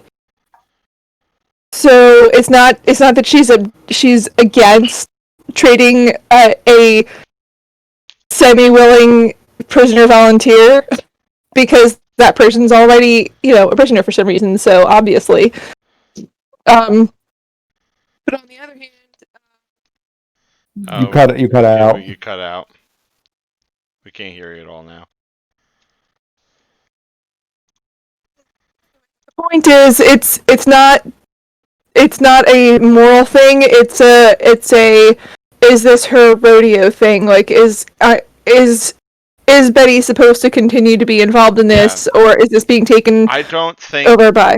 I don't think Dr. Spectre is overly concerned why you wouldn't be there. He just doesn't want you there. Right, because he wants to steal the gun. If you give him the out, he's going to take it. 100%. 100%. All right. So, and that's okay. So, and that's fine. So, yeah, if he's giving, if that's the impression, then she's going to wrap things up on her end. Which means calling Stack and Rosie over to the retreat for the night. All right. Well, then I'll have a scene with you guys in the retreat. In the meantime, is Dr. Spectro involving Doc Watney at all? Like, Dr. Watney is aware of this. He was there when you guys talked about this. So, is Dr. Watney insisting on being there? I think Dr. Watney is insisting on sleeping. Okay, that's fine. Yeah, okay. All right, then Jonathan and Dr. Spectro go to pick up Mr. Salas, Grandpa Salas. Grandpa Salas. Is he like in a hood and handcuffed? So yeah, I think you get there and it's like they're in like a Lincoln Continental. I think they had Continentals back then. They had to have. Yeah. Big luxury car. It's a big luxury vehicle.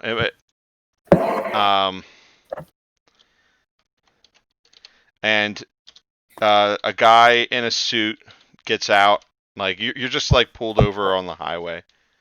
A guy in a suit gets out. He puts on like leather gloves. And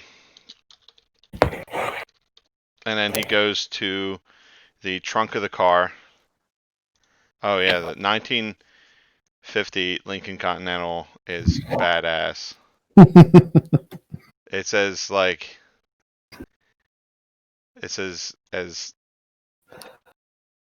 as luxury 50s as it fucking gets. Just share a pic somewhere.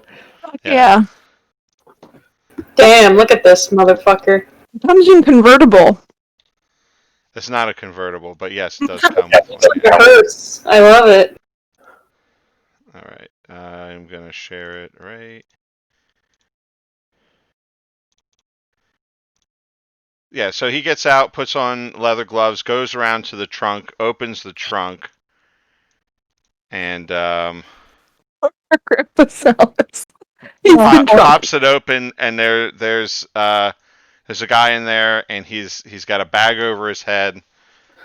He's handcuffed. Oh, the trunk? Oh no! And the guy pulls him out, and then right in my trunk. Walks him over to your car, throws him in the trunk, shuts your trunk, walks back to his car, shuts his trunk, gets in, and drives away. It doesn't say 2 words to you. That's exactly what I expected.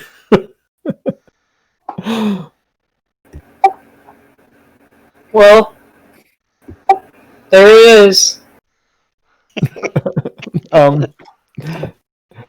on this prior to this trip, prior to this incident, Dr. Spectra has been explaining to Jonathan how how how it's generally not approved of to treat human beings as hostages and bargaining chips in the 1950s, and that if they want to do that, they have to keep it secret.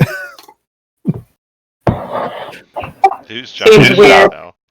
Because I mean, the thing is, Jonathan has seen Dr. Spectro literally engage in human sacrifice to power magic. so it's pretty reasonable for Jonathan to think that Dr. Spectro is okay with slavery and things like that.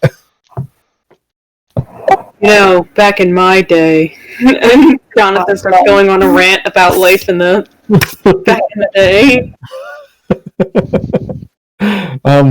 Dr. Spectro is actually really happy to listen because this is a fascinating primary source. He keeps anytime there's any potential about magic or mystical things, he will press Jonathan for further information that Jonathan certainly does not have, and if he has it, it's probably wrong. All right. So I assume your next stop is the Salt Creek Wilderness. Yep. All right. So you head to the Salt Creek Wilderness. You get to the rendezvous point, and you see another vehicle is already there. And standing next to the vehicle is Dr. Weiss. Oh no. Motherfucker. This motherfucker. Good evening, Dr. Weiss. Hello. Good evening, Jonathan, Dr. Spectro. I hope you don't mind. I took the liberty of bugging your house. You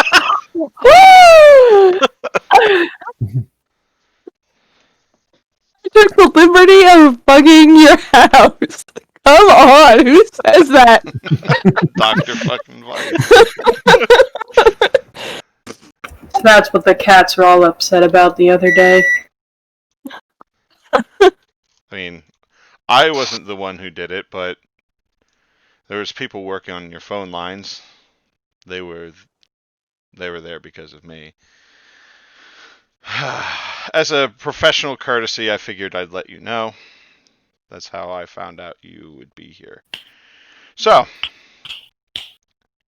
we're meeting with extraterrestrials. We are. All right. And then I get he turns and then starts looking at the sky. His hands crossed behind his back. And then not long after that, you start to see lights in the sky. And then it comes down and it's like a horseshoe-shaped ship.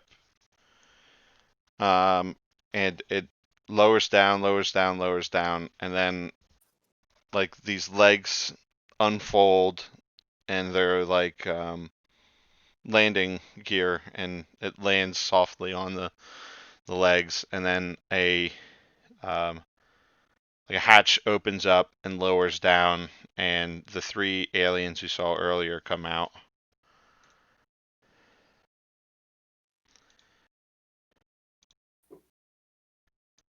Do we need to roll again to communicate with them, or? I think Jonathan can probably just do it. Yeah. Okay. Eat that, Vincent Price. I can talk to ghosts and aliens. So Dr. Spectro is going to whisper to Jonathan that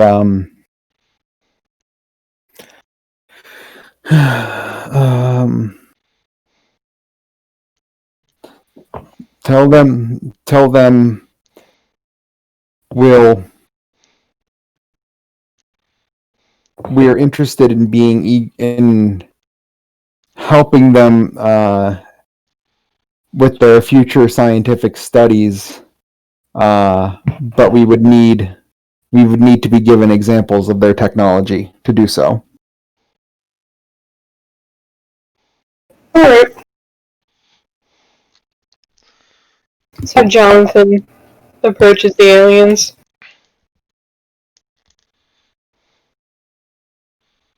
have you brought the test subject? I gestured to the hand-bound and cuffed man. He's still in the trunk. He's in the trunk. Would you like me to get him for you? Yes, please. We don't know Jonathan. how to get your vehicle. Jonathan lumbers over to the car, grabs the man like a sack of potatoes. So Jonathan kind of makes the man sit into a kneel, pulls the hood off, and goes to kind of open his mouth and show he's healthy. You can see his eyes are clear, his gums are nice and He pink. would if he was trading a slave back in the day. Okay. Now, and he looks over to Dr. Spectro and kind of scratches the back of his head. My boss has told me to tell you that we are interested in furthering your research and whatever that entails, but in exchange for that, he needs some examples of your technology to study. Alright, so I think you're going to have to try to manipulate these guys into doing what you want.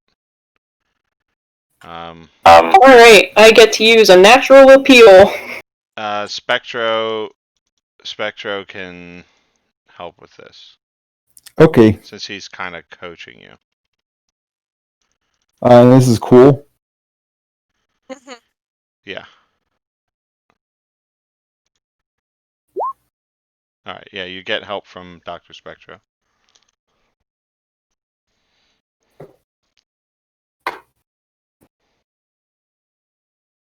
That's a 9.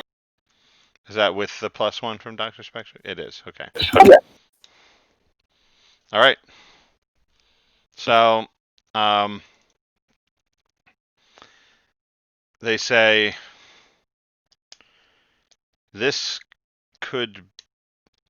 we could do this, but we're going to need that human first. Of course, and I make him stand up.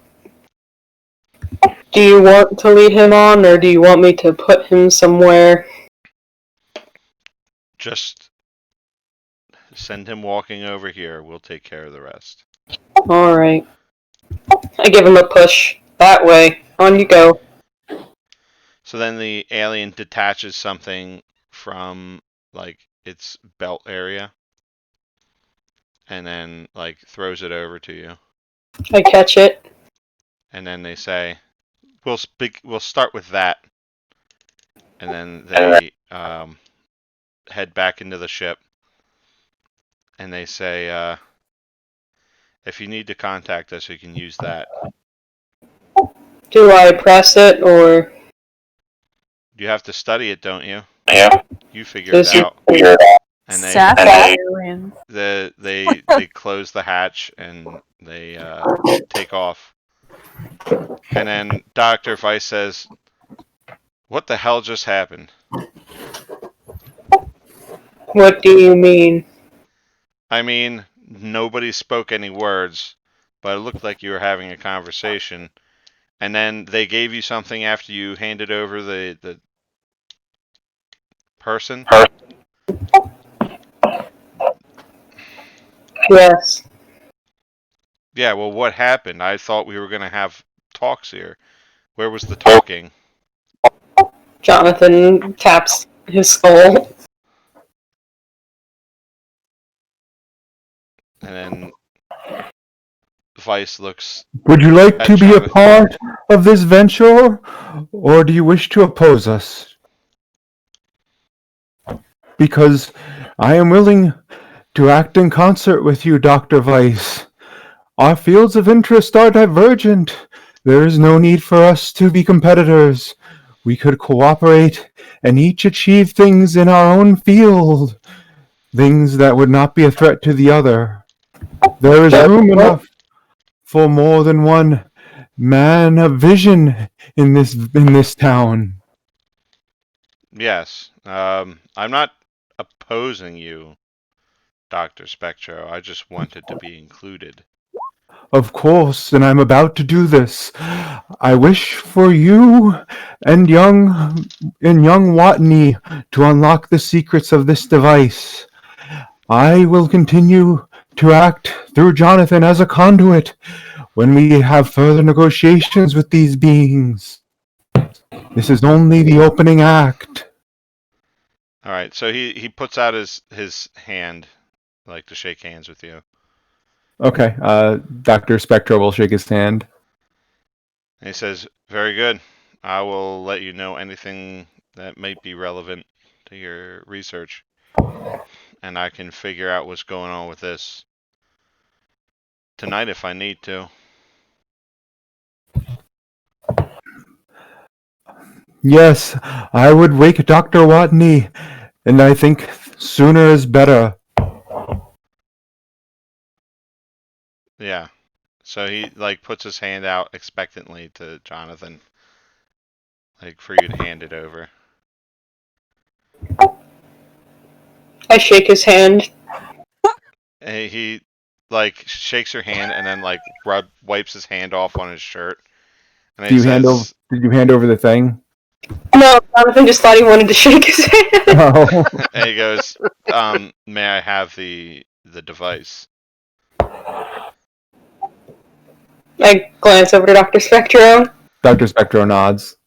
I hand him the device. So you like if you want to look at the device, it's basically an iPod. Like the original chunky iPod? Like or not iPod, iPhone. It's like the first iPhone. It's like iPhone 1. Nice. Missionary. That's awesome. I'm implying that cell phones came from outer space. I'm sure everybody picked up on that, but so yeah, he takes it and he says, "I'll find out what this thing does." And he says, "Thank you, and I'll see you in the office tomorrow." See you tomorrow. And he hops in his car and he drives away. I turn to Dr. Spectro. So, if he's bugged our house, do you think he's heard the, us talking to the cats over?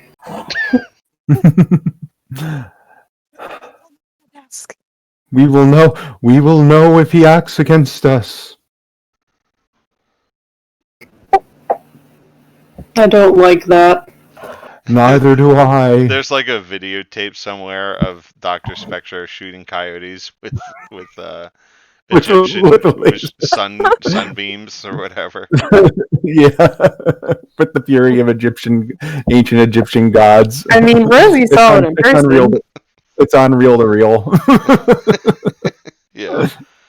At least Rosie got to see it live. All right, so I think let's go over to the retreat. Okay. Does Doc Watney want to show up at the retreat later at night? What's the purpose of the retreat? I think I missed that. That is, that's the bar. Well, right.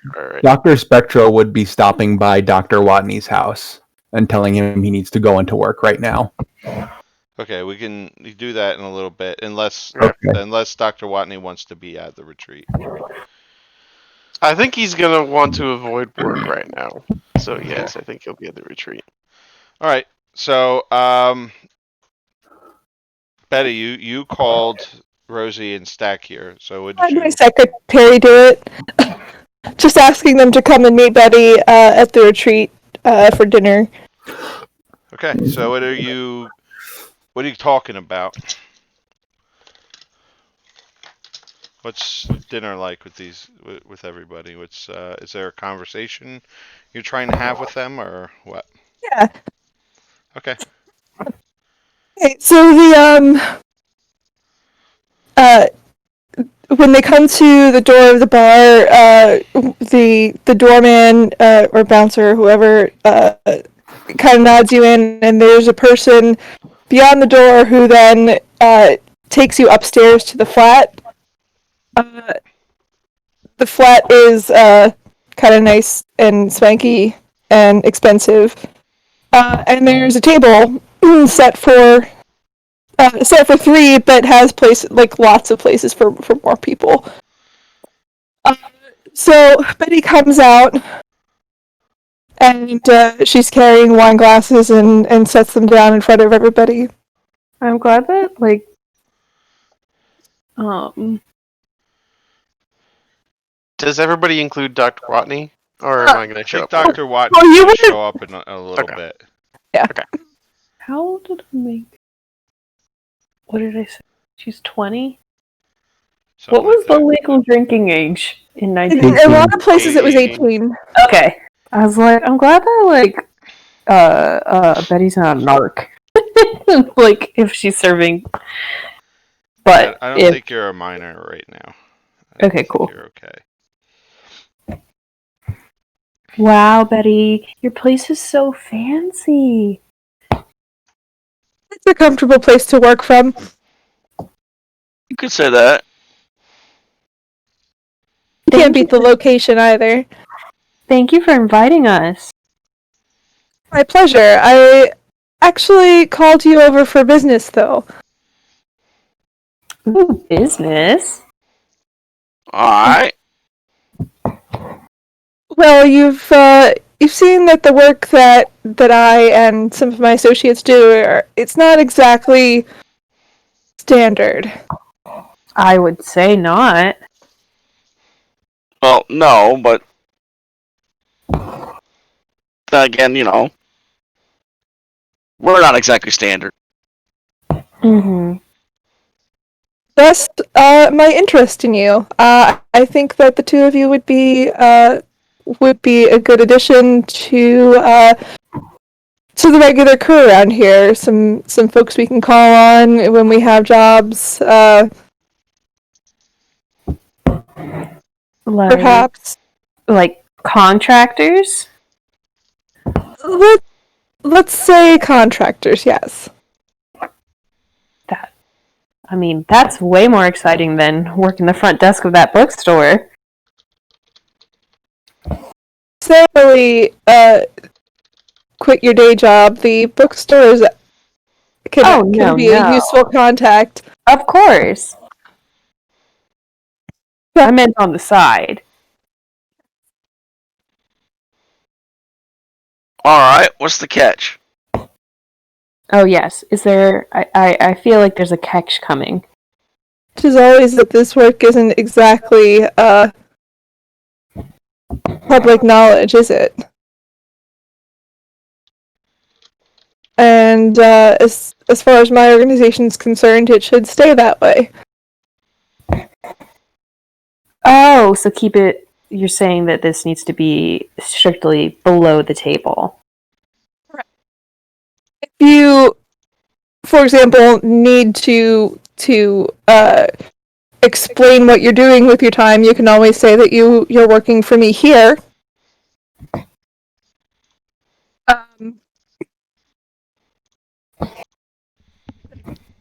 The nature of the work that you do should be kept to yourself.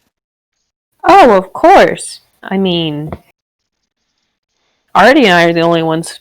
We're the only two that know about what we do. We haven't exactly told anybody else. Well, mostly. Mostly? Even from others in the establishment. When we're on an assignment, what happens there is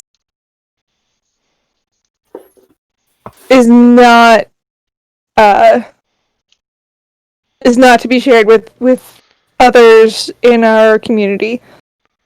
Of course. What goes on tour stays on tour. What happens in Vegas stays in Vegas. Like the Kid Museum stays in the Kid Museum. Of course. I had a feeling that discretion would definitely be a requirement. And that's the only catch. The only other thing would be if we're on assignment and I or whoever I send you with decides a course of action, that you do your best to support that course of action, and if it is if it's unsavory to you, then that's a discussion for after the missions. Makes sense. All right. General, we're not involved in the unsavory. Unfortunately, sometimes, The unsavory finds you. well, there's a lot of unsavory weird out there. That's Like Jonathan. Not quite like Jonathan. Jonathan's More actually like Spectro. like Spectrum. Well, these terms seem agreeable to me. Excellent. Well, then consider yourselves part of the team. You can come and go from the retreat as at will. The place downstairs is open all day, and you can get what you like within reason from the bar and the restaurant, and feel free to make use of the place. Thank you. Yeah, thanks. I think Rosie turns to Stack real quick, be like, "What do you mean that? I thought we were keeping this secret. Have you told somebody?" Not about you. You're safe. Oh, does someone know about your stuff? Stack kind of looks over at Betty. I've had to work with a few people. Oh, have you guys worked together before? Oh, but I wouldn't have heard of Mr. Stack if it hadn't been for his previous dealings.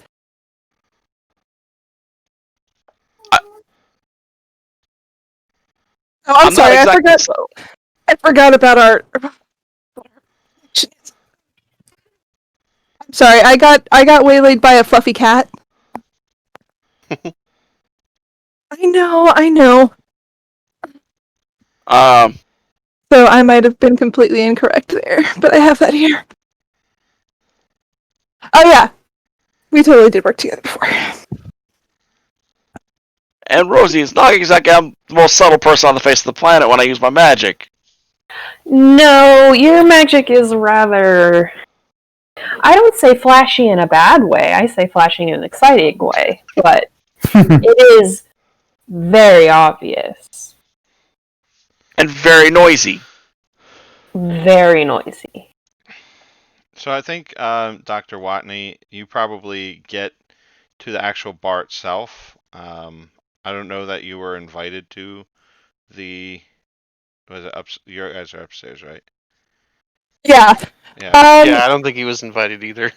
No, but Clive, if you go to the bar, the bartender Clive would say that I'm upstairs and that I'm welcome to join them, or you're welcome to join us.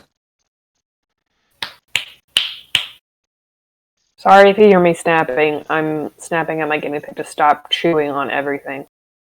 Is it working? A little bit. It spooks her, so All she right, stopped. Dr. Watney, you get in. Clive tells you can go upstairs. Is that what you do? I think he sort of sheepishly goes upstairs. Yeah, is this like a private room? It's Kind of a private residence. Yeah. Maybe you think it's a private, like a dining room or something, and you get upstairs and it's like a whole Like a house, like a home. a whole flat. Yeah, so he's just kind of lost. That's okay, because there's somebody at the door who will then come and take you to the Oh, to the dining room. Yeah, she's super fancy. I love it. Finally some culture. Oh, Dr. Watney, how kind of you to join us. Good evening, everyone. This is very, very, very nice for the area. Yeah, Isn't so it? it's also very convenient for my work.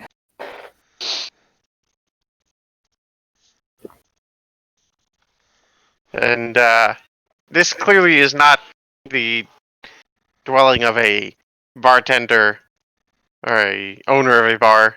What exactly is that work?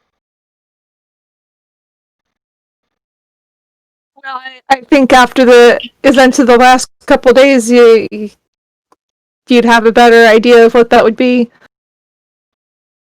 Are you also with the government looking to deal with Russians?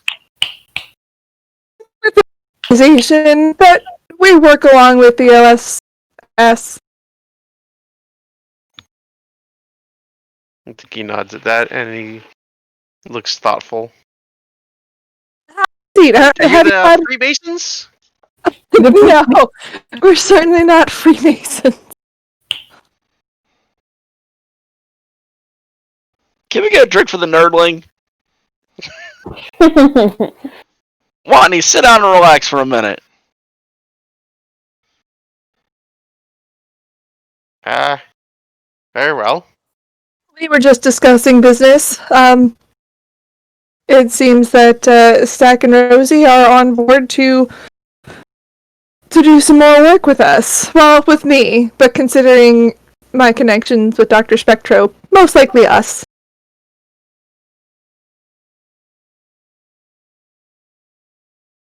I guess you could call us independent contractors. Isn't that exciting? And she smiles at Watney. He fidgets nervously. You'll be seeing a lot more of both of us. Oh, I think the doorman walks up and clears his throat. Yes. Miss Mansfield, there is somebody downstairs who'd like to speak with you. Excuse me for a moment. Help yourself to the wine and the hors d'oeuvres. If you need anything, just ask Sophie. And there's a young lady in the corner who appears to be Sophie. And I exit downstairs. Okay. Let's let these guys finish their scene out because I'm about to drop the cliffhanger. Oh. What? Which guys? Us guys? Yes, Or you Yes. guys. Oh. You, Stack, and Watney. So yeah, Watney, you'll be seeing a lot more of both of us. Oh, that seems swell. I think it's all very exciting. What do people say? Sometimes it's a bit of a lark. I think that's right. Or at least that's what they said in one of the books I read.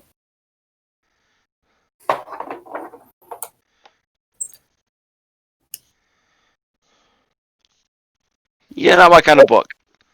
But what happened in the museum? Yeah, what did happen in there, Watney? Y'all left before we could talk to you guys.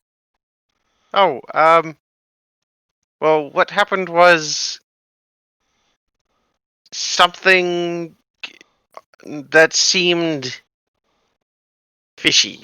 The Was it the aliens? Russians, Dr. Spectro said that he was going to trick. Dr. Spectro tried to trick them so that he could ambush them, but I don't know what happened with that. Since then, I've been sleeping. Were they really Russians? Of course they were. I think she kind of puts her elbows on the table and rests her her chin on the top of her hands. Are you sure? I don't know. I just got this feeling that maybe they weren't actually Russian. Yeah. Of course, there's. Well, what else could they have been? We have no evidence of anything else. There's no evidence of any sort of extraterrestrial or supernatural entities. Alright. What about that robot the other day? It was a Russian robot. Are you sure? I am 100% certain. How did a Russian robot get to New Mexico? It came in from Mexico, of course. Have you not heard of that Mexico almost allied with the Nazis? They I would not I would suspect that they may harbor some Soviet works as well. Look, I'm not the most book smart person here. Yeah, clearly. Oh, now, come now, gentlemen. Don't make me come across this table. I mean no disrespect, but I am a doctor. Of course you are. But Stack is rather good with his fists. I don't see how that has any bearing on the conversation topic. We were talking about book learning. It's more of a warning, I suppose, when he says stuff like that. But anyways, didn't the Russians end up fighting Germany? Well, only because they were attacked first. They would have been completely content to let fascism overrun our glorious capitalism.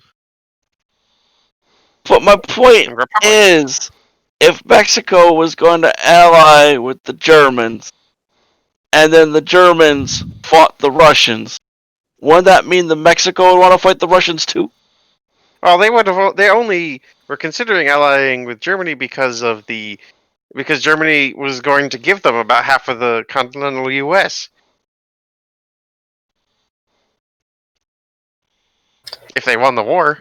Dr. But then Watt. we discovered that our excellent republic discovered that and shamed the Mexican government into not doing that. You got some loopy thinking, Doctor. Dr. Watney, may I ask a question? That's what happened. It's a well-documented fact. Yes, Rosie?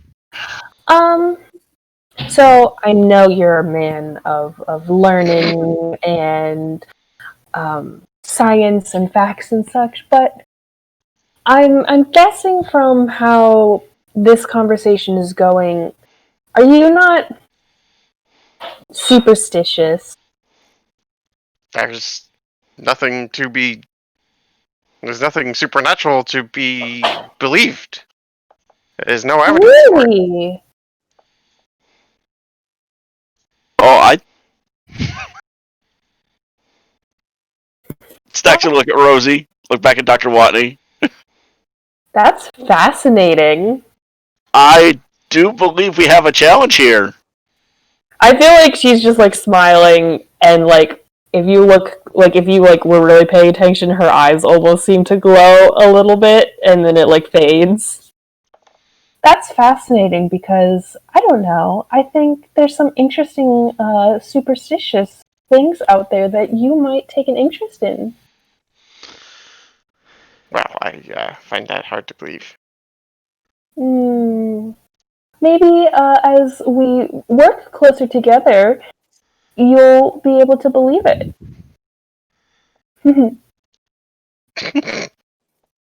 I I think that's a good point to end the conversation. Yeah. Yeah, I think so too. All right, so then we'll pan to downstairs. You see a man sitting at the bar. His back is turned to you. He's tall. He's got dark hair. Your doorman says, "That's the guy." Okay, thank you. So I go up to the guy, and as I get close, I say, I hear you wanted to speak with me. He turns around, his pipe in his hand, and he says, "Yes, Betty. It's I've heard good things. It's Christopher Lee." Oh, shit. I love it. Says, I'm sorry, is it actual? Did we decide that he was actually Christopher Lee? Yeah. Okay. Like Dr. Weiss is Vincent Price, except just Right. kinda Right, but this not is- Vincent Price, but Christopher Lee really was a Yeah, fucking a badass. a badass. So he wasn't Okay. just an actor. And we established that he's in the family, right? He's Yeah, Like he's he's- their Oh, godfather. that's right, he's my godfather. I'm so... So he says, "I've heard some Christopher. good things since you've joined the family business, and I'd like to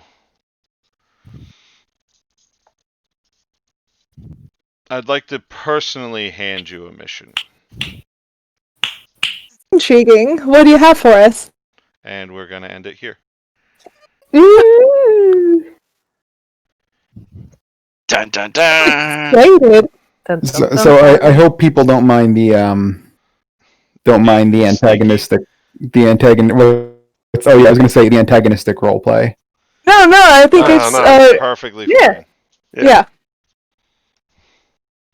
Like I've been uncooperative before, like Talgar was uncooperative, but this is the first time I've been doing things like possibly against this particular group of players. If you guys could put up with what fucking Gaul was doing years ago, then like Dr. Spectre is okay. I mean, Dr. Dick was kind of antagonistic. Really. He was a curmudgeon, but he wasn't antagonistic. Yeah, he wasn't going behind the party's back to do criminal Yeah. activities. The way I really do love Jonathan and Dr. Spectro's solid heel turn. Like, oh, they're kind of suspect. No, they're just bad guys. They're just bad dudes.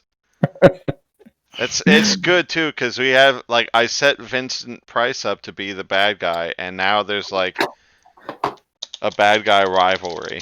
Yeah, and this three-way power struggle. Jonathan's gonna be Edward, and it's gonna be awkward.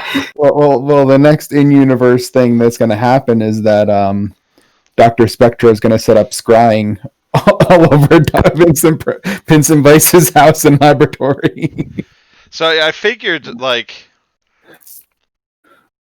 I don't know, like this is like shit spies do to each other. So Yeah, no, I think it's completely like especially with him. it would be with his specialty. It would be insulting to Dr. Spectro if Vincent Price hadn't tried to bug his house. It's just infuriating that he was successful. Yeah. He was too busy shooting them damn coyotes. Spectro is mostly mad that it hadn't occurred to him that would be a possibility. I think that's like why Vincent Price told you about it. He was just like, oh, he should know. Like he hasn't picked up on it yet. Yeah. And Walk around without As a pants. professional dig. he's gonna find out anyway. I might as well tell him because like I figured once you saw Vincent Price there, you were just going to be like, I need to find out how he found out. Yeah. So Yeah. he was like, I'll tell him. That way, it's kind of rubbing it in your face and extending an olive branch at the same time. I mean, the thing is, like, I'm assuming it was only the phones. Yeah, it's just the phones. And I haven't said anything incriminating over the phones. So, like, I'm just, it sucks, but it's not the end. It's not the worst thing. Like, how did you contact the person to get the over the phone? But it was done through official channels. All the business I've done over the phone has been above the board. I mean, shady by civilian standards, but yeah, okay. Within your organization, totally legit. Yeah, like this is normal OSS stuff. Like OSS is probably, driving around the country with a dozen guys in hoods in the back of someone's trunk, like every day. Like OSS it's normal. was like a thing before it was the precursor to the CIA, and CIA spy on each other all the time. Yeah, so this is just like, yeah, like it's upsetting. It's upsetting, office but it's politics. Yeah. Higher stakes. Oh, I actually like that there's this idea that like they're both evil and they don't like each other, but they actually kind of hold to the like separate, like you have your domain, I have my domain thing. Yeah, for now that's how it's working. And then we can fucking use we could force Alex to be the go-between. Oh no. Obviously Vincent Price branches out into the supernatural at some point. Yeah. Because of, the Tedward campaign. Yeah. So I just keep thinking about like, all right, well, at some point, both Pinkton Vice and Dr. Watney are gonna have to have their eyes opened, and they're going to be working as go-between. He's going to be working as a go-between with with him and Dr. Spectro. So like, it's gonna happen. And I think that it might happen in like a connected kind of way. Wait, Vincent Price's eyes are open. Fair. But Vincent Price's eyes are open, and yeah, I think he's not doing a very good job, but I think he's trying to get Watney on his side. He's doing a terrible job. Well, we already established that he's horrible with people. and Dr. Spectro is not exactly doing great either, but no. I think Dr. Spectro is going to win just because Dr. Spectro has food. I don't know. It'll be weird if Jonathan starts hitting on Dr. Watney. Well, I don't think anybody's going. The one person we know who definitely survives this campaign is Dr. Watney. Everybody else is up for grabs. And Vincent's gonna die from skunk apes, but like way down the line. That could not happen. Really. That could not happen. Really because he's a lich. Well, he's like alive, but he's not a lich. He's trying to be a lich. Because in your guys' campaign, he's stuck. He's stuck between worlds. He's not dead, but he's not a lich. Yeah, he's the disembodied soul. Ooh, yeah. Maybe he was almost a lich. Dr. Spectro got in the way. Well, I think we decided that what's his name? That Tedward just was unfinished, and that's why it happened. But like, if Spectro, and we'd like thought about this before, if Spectro sent the skunk apes, then that's why Vincent Price wasn't able to become the Lich. Because the skunk apes killed him. Because he couldn't finish Tedward. Yeah. Maybe Dr. Spectro had placed a mummy's curse on himself, where if someone kills him, they bring misfortune on themselves, and that's what happened. That's pretty good too. So we'll find out. So I think maybe they weren't even skunk apes. Maybe they were like some baboon-headed Egyptian demon. And Jonathan beat the shit out of them. Just kind of look like skunk apes, yeah. What'd you say, Sarah? Jonathan was like, "Fuck this old man," and curb stomped him. It was Jonathan dressed Yeah, up as a skunk it ape. was just Jonathan in a Halloween costume. I miss my dad. One of Stop. those bad gorilla costumes. Yeah, exactly. Oh, Alex, Every Sasquatch sighting is just Oh. Jonathan in the In the costume. costume. I am so sorry. For what? Every time Stack sees Watney, he just keeps insulting him. I mean, Watney got in a dig at him. He This time. did. And then you're like, I'm going to attack you. I'm going to threaten you with physical violence because Dr. Watney said a very true thing. It's the first that came to head. You know, it's Yeah, but that was a backhanded compliment, and everybody knew it. The truth can still be a backhanded compliment, Yeah, it could still be a dick move. but no, or a it's backhanded fact. yeah. I enjoyed that conversation though. Yeah, it was a good one. I think it was good for character development. I tried my best to be as charming as possible. You did a really good job. Yeah, and like part of the reason that I pulled Silk from the room was because like Phil and Carly had been very quiet, and like Silk and Ray have a tendency to kind of take scenes over. And Jokes like that. I was like, you're not jerks. It's just No, I'm like kidding. you're both more comfortable with your characters. So I was like, if I pull Silk out of there, these two quieter characters will get to a chance to speak and have their moments. So that's Yeah. that, and I wanted to have Christopher Lee show up and I start think You the- wanted to make Dr. Watney feel awkward. I think like I know like I liked that scene with Betty though, because I feel like up until now Rosie was kind of just like, why am I getting involved, like why am I being involved with this? No, like, it was a good move on Silk's part for sure. yeah. So I feel like now it feels more like she's connected to at least Betty. Like Betty, obviously, I mean, Stack's her best friend, but it's like now I feel like she's a little bit more connected to what's actually going on. That was the intent there. Yeah, I appreciated it. I saw it and appreciated it. Yeah, it was a good session. I enjoyed it. I didn't really like when that big thing. I didn't really want like a big giant battle over fucking The kid over mannequin. Fort Sumner. So I mean, I would have fought for that Billy the Kid mannequin. I thought that was really funny. That was hilarious. That popped It into was my honestly head, and I hilarious. was just like, "Wouldn't it be fucking hilarious?" Because I was just looking at pictures of it, trying to come up with ideas, and I saw that mannequin. I was like, "What if aliens tried to abduct that mannequin?" And then when Jonathan's like, "I'm just gonna walk in," I was just like, "What if he walks in on them abducting a mannequin?" I love it. I loved everything about that scene. That was amazing.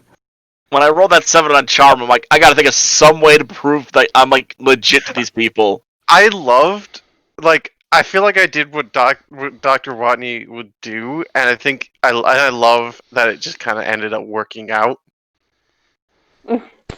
Oh, when we told the museum people that there was Russian spies inside. And Dr. Watney got confused, and he thinks everything is Russian. Auschwitz!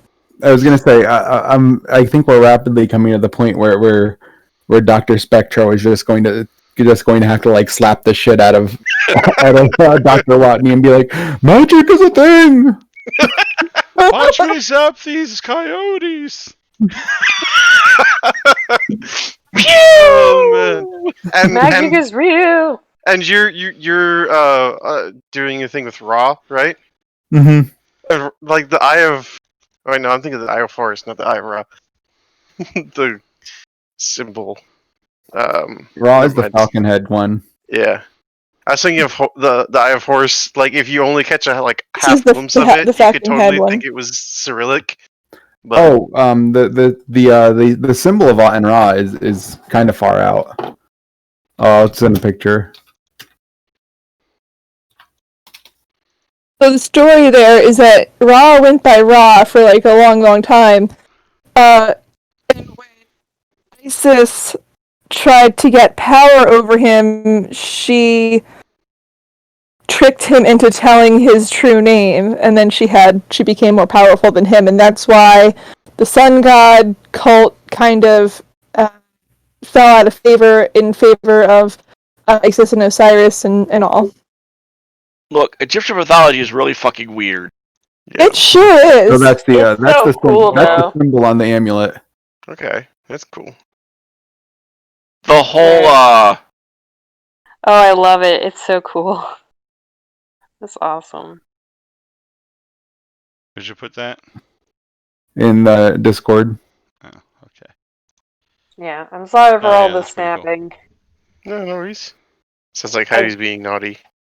Yeah, I just I actually imagine when it's in practice, his magic looks something like this. covered the top half of the cage in toilet paper rolls. I imagine that's Oh what my they're. goodness. Is That's that the what top of a carousel with a light on top? I don't know if that's that or a tunnel, but it's from stock my footage. God, I think it's someone's Heidi! animation. But anyway, that's what his magic looks like. So that's what you saw incinerating a coyote. Wait, what? What did I see incinerating coyote? Check, That's great. check the Discord chat. That's fantastic. Like pure molten sunbeams. pew pew. So I when can't- Silk was saying like what happens on missions stays on missions, it reminded me of the head shaman stag tour from the Mighty Boosh. And if you've never watched it, it's worth watching. I haven't. I'll have It's to just get a on bunch it. of shaman. I posted the. You've actually probably seen it. I'm pretty sure you and I finished watching all of the Mighty Boosh one weekend. But Yeah. Okay. it's We probably we been a did. while. Yeah. Also, I was drinking. Yeah, yes. No, I posted the shamans on their stag tour, and it's they sing a song about what goes on tour stays on tour, and it's just a bunch of like weird, crazy shaman dudes on a magic carpet getting fucked up and stuff. Is really funny.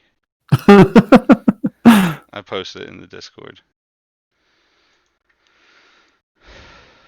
All right, I'm gonna end the stream. We can hang out still if people want to. Cool. So, Alright. It said that 3 people were watching, so that's pretty cool. Yay! Have Good. no idea if that is people. us or not. So, No, It wasn't me this time. yeah, I didn't. if you were watching, then thank you. We'll do this again next week. Hell yeah.